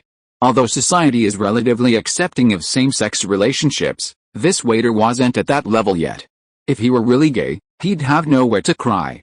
Fortunately, Yang Hong didn't know what the waiter was thinking, otherwise he would have slapped him away. Damn, he was a righteous young man, and he had quite a few girls around him. A huge light screen floated up around them, almost taking up most of the cockpit. In the center of the light screen was a virtual woman. It was unclear what the people of this planet were thinking. The virtual woman was in a chibi, Q version, style. Chibi. Why not a normal size? Yang Hong's eye twitched. He was no longer a boy, but a young man. What was the point of a chibi version? Not even a chance to show his true self. Yang Hong felt utterly contemptuous of the designers of the tutorial mode. With the appearance of the chibi woman, Yang Hong was quickly guided to choose from 3 difficulty levels. Each difficulty level corresponded to a different control method. Beginner difficulty was primarily a joystick-based control method. Normal difficulty was a combination of joystick and button controls. The highest difficulty was purely button-based, with a joystick as a secondary control method. Yang Hong, choose the highest difficulty. Suddenly, the devouring worm appeared in his palm. Highest difficulty? Yang Hong's eye twitched. He only knew how to use the joystick. The highest difficulty was almost entirely button-based. This was absolutely unacceptable. Without thinking, Yang Hong directly chose the normal difficulty. Yang Hong, the devouring worm was unhappy. "You know perfectly well I only know how to use the joystick. Why are you suddenly switching to an advanced difficulty level?" Yang Hong retorted. The devouring insect's face froze, speechless. "Yang Hong, This insect lord hasn't played with a virtual mech in ages, you should at least let me try it out. After a long while, the devouring insect finally said hesitantly. Damn. So you want to play too? Yang Hong was speechless. Fine, fine, Yang Hong waved his hand. He and the devouring insect were already one, so if it wanted to play, it would definitely let it have a go. However, only after it got tired of it, otherwise there was no point in discussing it. Because he also wanted to operate a real mech himself. The man and the insect compromised. Next, it was Yang Hong's learning time. Joystick operation was simply forward and backward, left and right, which was easy, and Yang Hong quickly mastered it. Most importantly, the joystick operation perfectly matched Yang Hong's senses. It wasn't the kind of operation where pushing left meant right, or pushing forward meant backward. While different people have different preferences, this operating method undoubtedly suited Yang Hong's feel better. Having mastered the lever, the next step was button practice. There were no shortcuts to button practice, besides memorizing, it was all about rote memorization. There was no other way. How could one achieve mastery without memorizing the functions of the buttons? Finally, Yang Hong memorized some of the more important buttons. Next came the practice phase. The tutorial mode was turned off. The screen switched again. First-person perspective, Yang Hong blinked. He liked this. In his previous timeline, first-person games were his favorite. Yang Hong chose a humanoid mech, so unlike the boxy bulldozer he had previously controlled, its head, equipped with a monitor, could rotate freely. But this required button input. Finally, Yang Hong found the button to control the mech's head rotation. He looked left and right. Yang Hong first looked around thoroughly before restoring the mech's head to normal. This felt quite exhilarating. Yang Hong smacked his lips, very excited. Weapons, weapons, Yang Hong quickly searched for the weapons in his mech. Piloting a mech without fighting? That's just ridiculous. Suddenly, Yang Hong understood why those mech pilots preferred to buy drill parts from the junkyard, why they preferred expensive ones to cheap ones. Because piloting a mech is an incredibly exciting thing.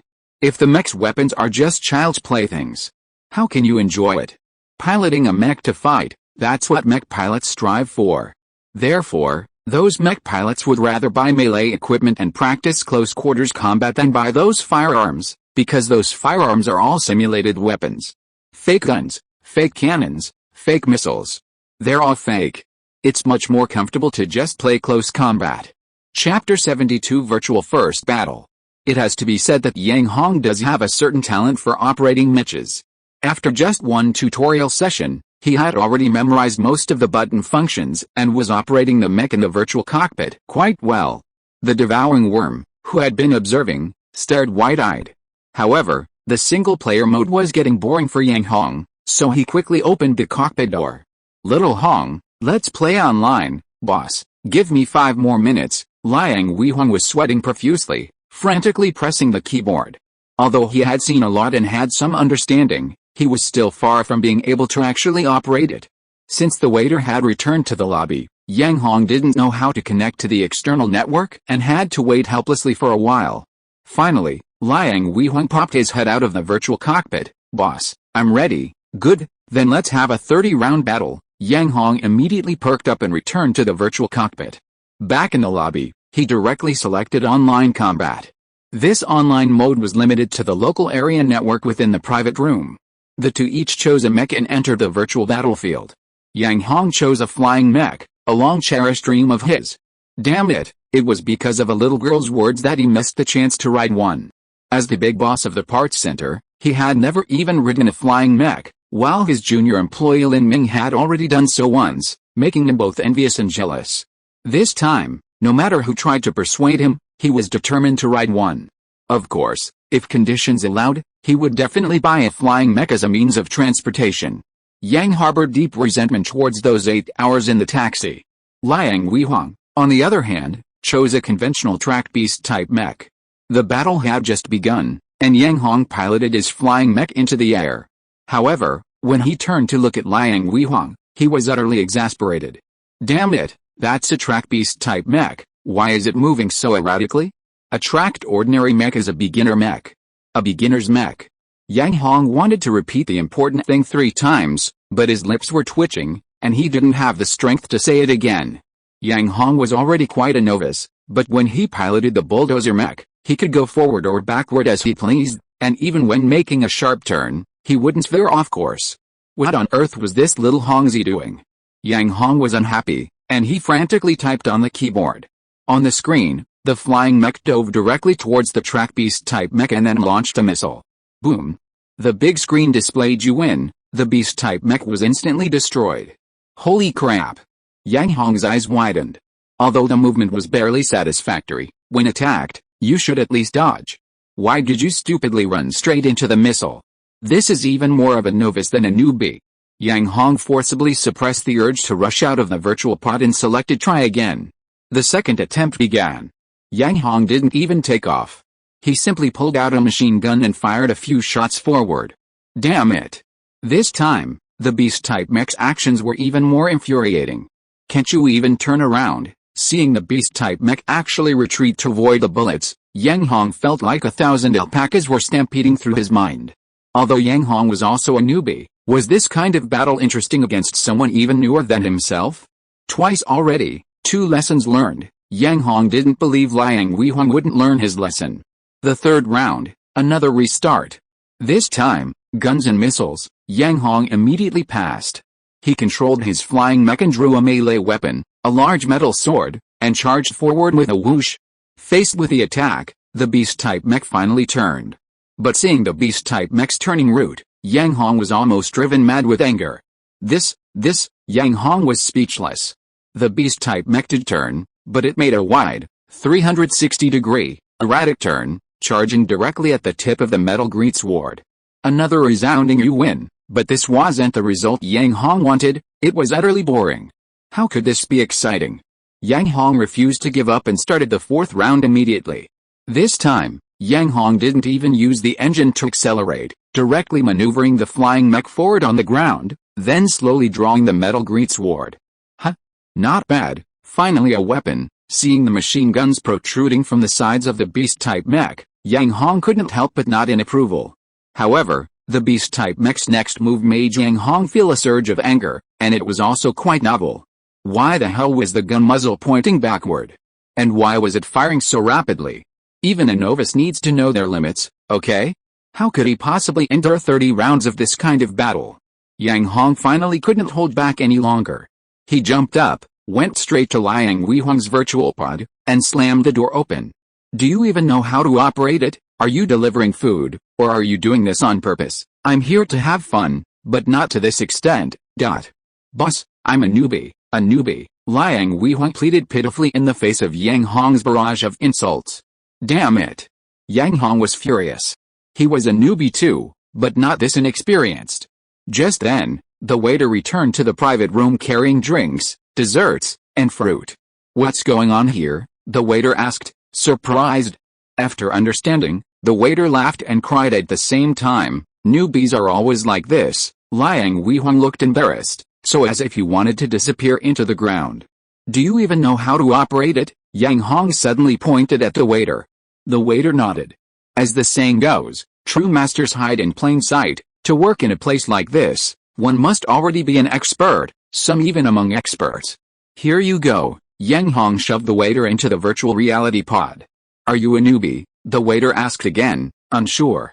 As a skilled mecha pilot, he had to go easy on a newcomer to avoid embarrassing him. Especially since Yang Hong was a guest. That's right, Yang Hong replied nonchalantly.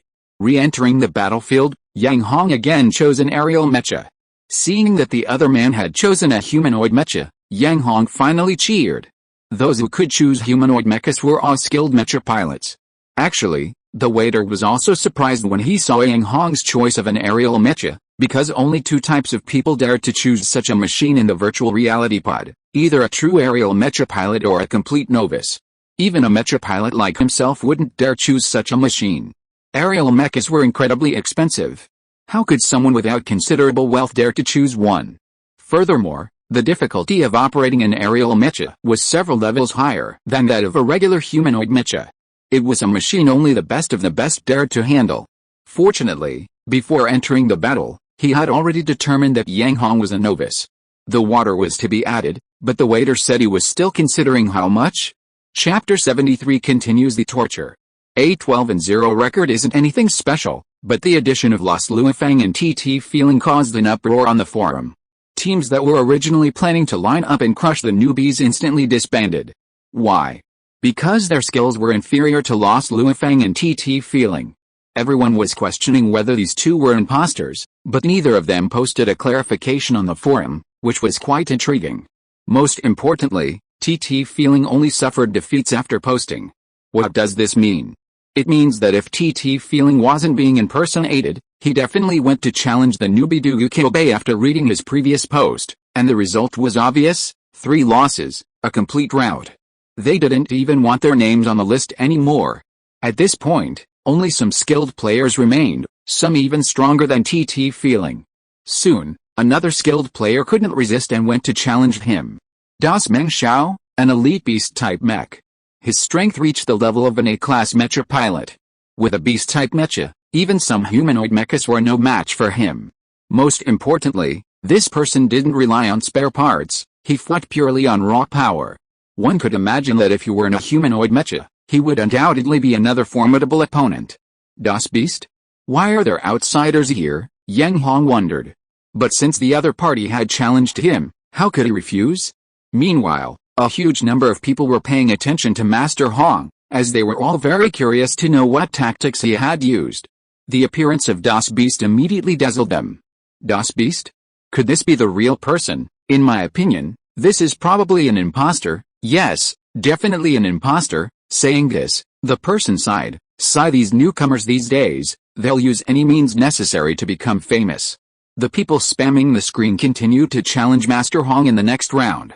Taking turns teaching arrogant newcomers a lesson was the usual practice of these experts. Yang Hong hadn't opened the chat screen, and the waiter hadn't taught him how, so he naturally didn't know the conversation among the spectators. But Das Beast had opened it, and seeing the chat history, his eyes twitched. What the hell was going on? What happened? Why was everyone saying he was an imposter? Although he wanted to clarify immediately, he held back. After all, he was a master among masters, and his mentality wasn't fragile. If he couldn't even handle this little thing, how could he call himself a master among masters? Now, the only thought in his mind was to completely crush Master Hong in front of him, so that this newcomer would know that there are always people more powerful than him. As long as he achieved this, he wouldn't need to clarify anything, everyone would know of his existence. Soon, the battle began. First battle. Beast-type mech. The devouring insect was taken aback at first, but didn't stop operating the flying mech. The flying mech soared into the sky and hid directly in the clouds. This height, Das Beast was practically spitting blood. One could be shameless, but why this shameless? How could anyone fight like this? Actually, it wasn't entirely his fault. Aside from beginners choosing flying mechas, most people rarely picked this type. After all, anyone piloting a real flying mech would be at least A rank. Showing off and bullying others in a virtual game? Of course. Some flying mech pilots would enter the virtual environment, but these people all had official certification. These people generally wouldn't deliberately choose flying mechas, and if they did, they would never use such shameless tactics. But the devouring bug was different. He had neither official certification nor was he a real mech pilot. So, the following time was the dead bug's time to show off. Round after round of long-range attacks, wave after wave, bombarded the ground. And these long-range attacks were, damn it, machine guns.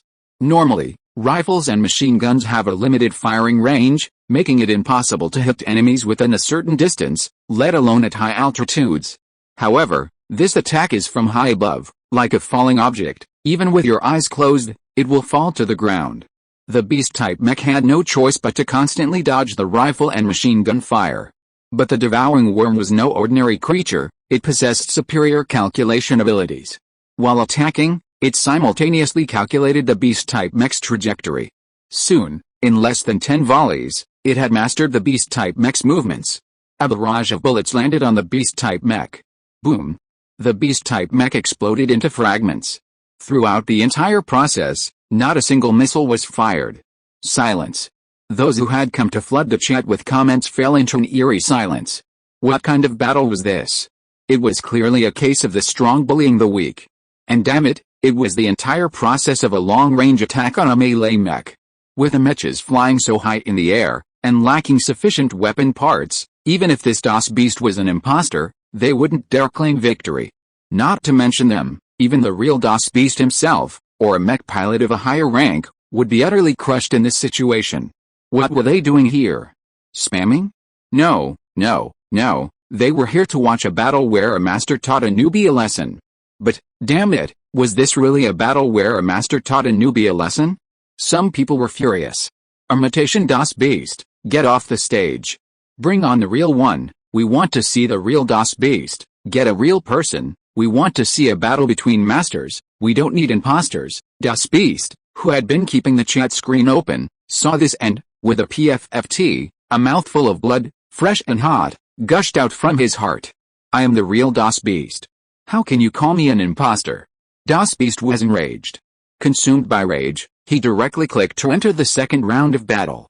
This time, he had prepared a complete set of countermeasures against the flying mechas, including ultra-long-range weapon attachments, anti-air weapon attachments, and all necessary defenses against ultra-long-range attacks. He even had anti-missile attachments, including missile jamming attachments. This time, let's see how you play dirty tricks. DOS beast gritted his teeth. The second round of battle began. When DOS beast revealed his ultra-long-range weapon attachments, his eyes widened in shock. Close combat. The flying mech didn't take off, instead, it approached at high speed. Close combat? Does it really think I'm just a normal humanoid mech? DOS beast sneered. Beast-type mechas possess innate close combat capabilities, even without close combat weapon attachments. Their massive bodies, combined with high-speed impact, possess formidable attack power. While humanoid mechas are incredibly agile, offering high defense and high offense, this was precisely why he had chosen a beast-type mech. He slammed the joystick forward and pressed the acceleration button. Whoosh! The beast-shaped mech suddenly accelerated, charging towards the flying mech like a terrifying divine beast. The devouring insect, not to be outdone, also accelerated. Chapter 74 Crushing Masters. Going head-on with a beast-type mech, is the pilot of the flying mech stupid? Stupid or not, this newbie is too arrogant and should be taught a lesson. That's right, he even used underhanded tactics. It's infuriating. Exactly, he even dared to use a name like Master Hong. I still wouldn't dare to call myself Master. The professional spammers reappeared, mocking the flying mech pilot Master Hong, but an unexpected event occurred. Just as the two mechas were about to collide, the devouring insect controlled the flying mech's trajectory, deviating slightly to the left. Whoosh! At the same time, the flying mech revealed its metal greatsword. Crack! The metal greatsword slashed directly at the beast-type mech. The angle of this strike was strange, hitting the weakest point of the beast-type mech precisely. As the saying goes, a miss is as good as a mile. This strike directly cut the beast-type mech in two. Staring at the now darkened screen, DOS beast's eyes widened. What happened? He was dumbfounded. After a moment, he quickly pulled up the previous video and carefully examined it from different angles. Carelessness, absolutely carelessness. Seeing the flying mech's bizarre deviation from its course and its strange strike, DOS beast cursed bitterly. He had expected a direct clash, but this unexpected turn of events occurred. How can the flying mech be so lucky? DOS beast pressed one more round with a sense of resentment. One time it used underhanded tactics, and the other time it was due to his own carelessness. He didn't believe his opponent would have such incredible luck to win another round. At this moment, the spammers stopped spamming. Why? The flying mech, whom he had least faith in, had actually won against a beast-type mech, and won in such a bizarre and eerie way. This was a slap in the face, and he was practically slapping himself in the face, wishing for a resounding slap. If they spoke now, they would become a laughingstock. Did they see the TT Flying Spirits battle was being recorded? These chat messages can be recorded as well. The pilot of that flying mech might be recording right now, capturing their previous comments. Thinking of this, those who had mocked them earlier were filled with regret, wishing they could immediately erase their words. The third round of battle began. This time, the beast-type mech chose the same parts as last time. Of course, the flying mech's configuration remained unchanged, using only standard equipment.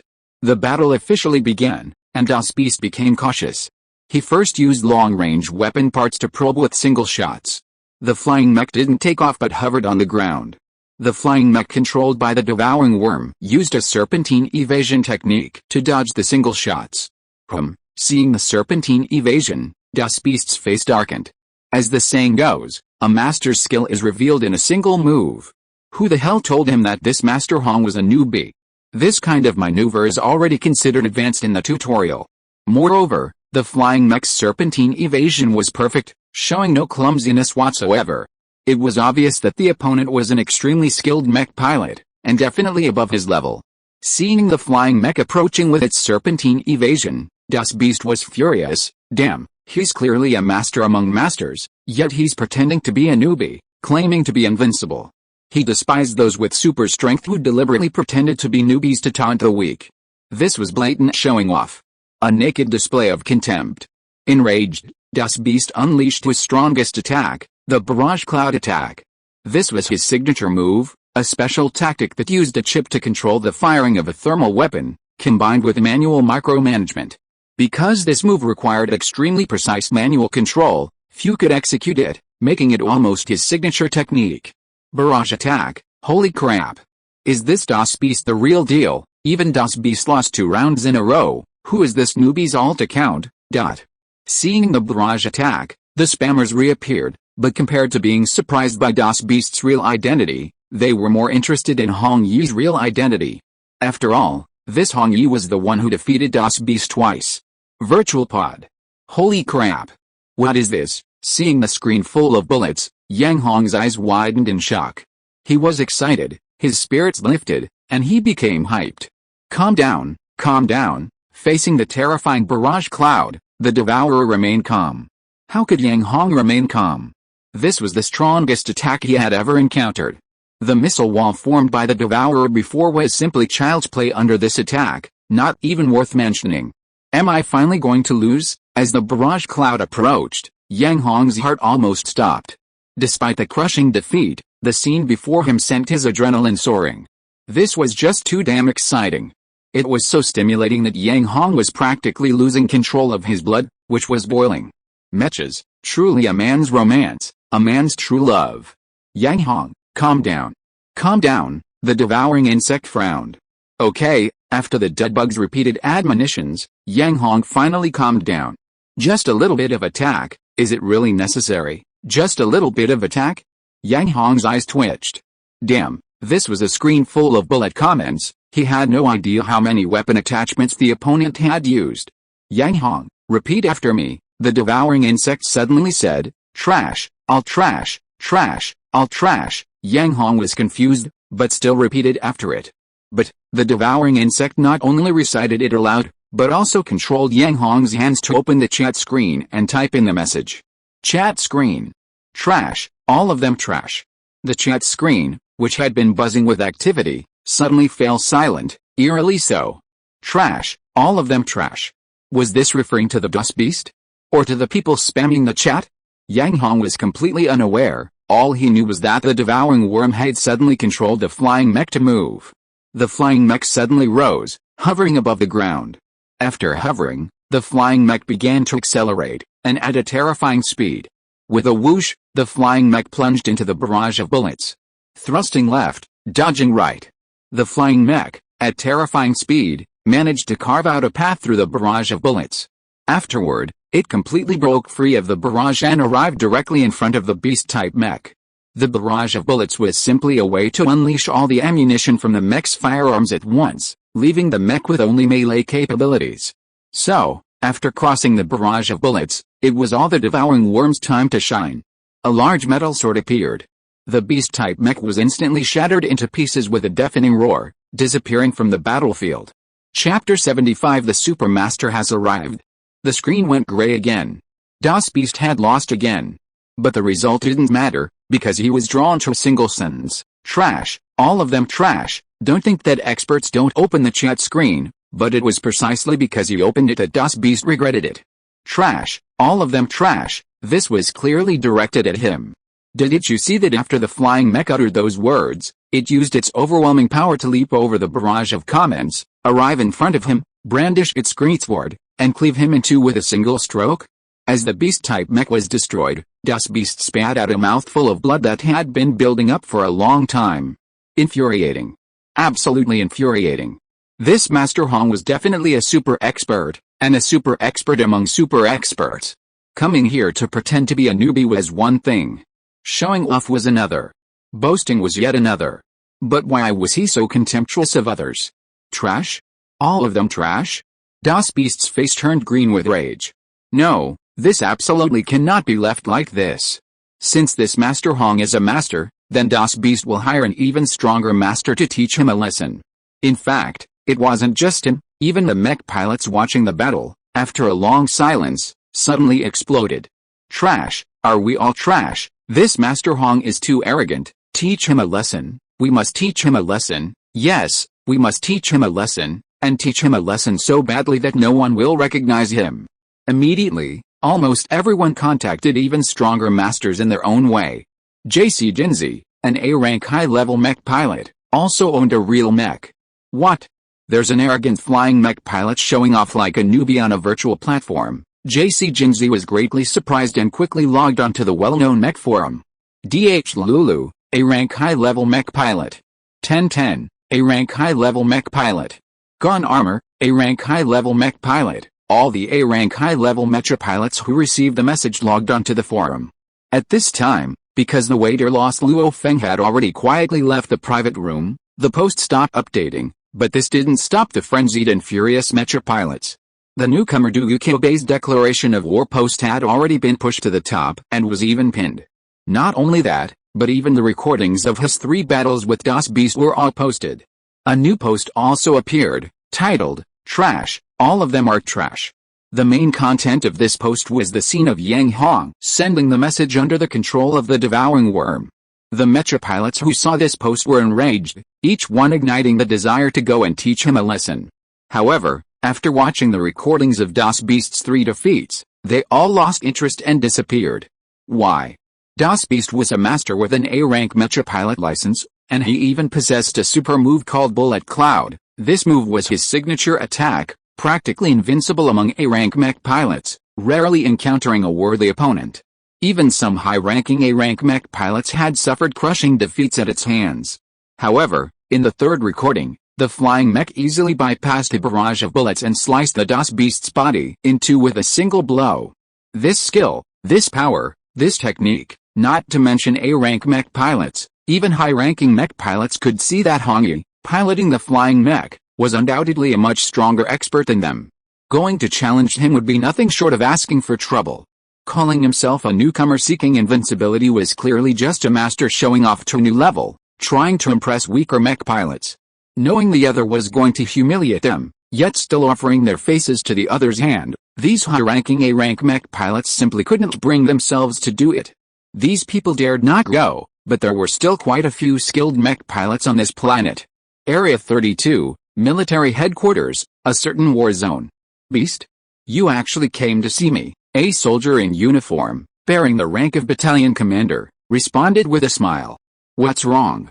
Having some bad luck lately and want to return to headquarters? Nonsense, if I wanted to go back to headquarters, it would be any time. Do I need your recommendation? Das Beast's voice came through the soldier's electronic bracelet. So, what trouble have you gotten yourself into this time? The battalion commander asked with a smile. Go check out this forum. Das Beast didn't waste any words and directly sent a link to a well-known mecha forum. The battalion commander opened the link, and when he saw the title Newcomer Seeking Defeat, he frowned. What followed was a series of videos, most less than a minute long, the longest no more than 10 minutes, which the battalion commander quickly finished watching. Das Beast, Barrage Cloud Attack, isn't that a beast? Seeing the Das Beast's defeat video, the battalion-level soldier rarely smiled. Could it be that this guy lost and is asking me to help him save face? At his age, the battalion-level soldier naturally had no such intention. He had many affairs to handle in the military and simply didn't have the free time. Huh? Suddenly, his gaze was drawn to a message on a chat screen. Trash, all trash, this guy is too arrogant, doesn't he know his own limitations? The battalion-level soldier's face showed displeasure. The Star Palace was vigorously promoting mecha pilots, aiming to discover a large number of people with mecha pilot potential. Sending out such a message was a slap in the face, and a slap in the face to the Star Palace itself. Having such strength and still sending out such a message was clearly intended to undermine the confidence of lower-level mecha pilots. After this, who would dare to easily become a mecha pilot? No wonder the beast contacted him. It was to teach that guy a lesson, to let him know that there are always people more powerful than him. The battalion-level soldier snorted and immediately logged into the virtual game. He then quickly found the character Master Hong. So boring, what's going on? The devouring worm yawned as it refreshed the challenge list. Initially, many people lined up to challenge, but after the 3 battles with that so-called DOS beast, these challengers seemed to have vanished one by one.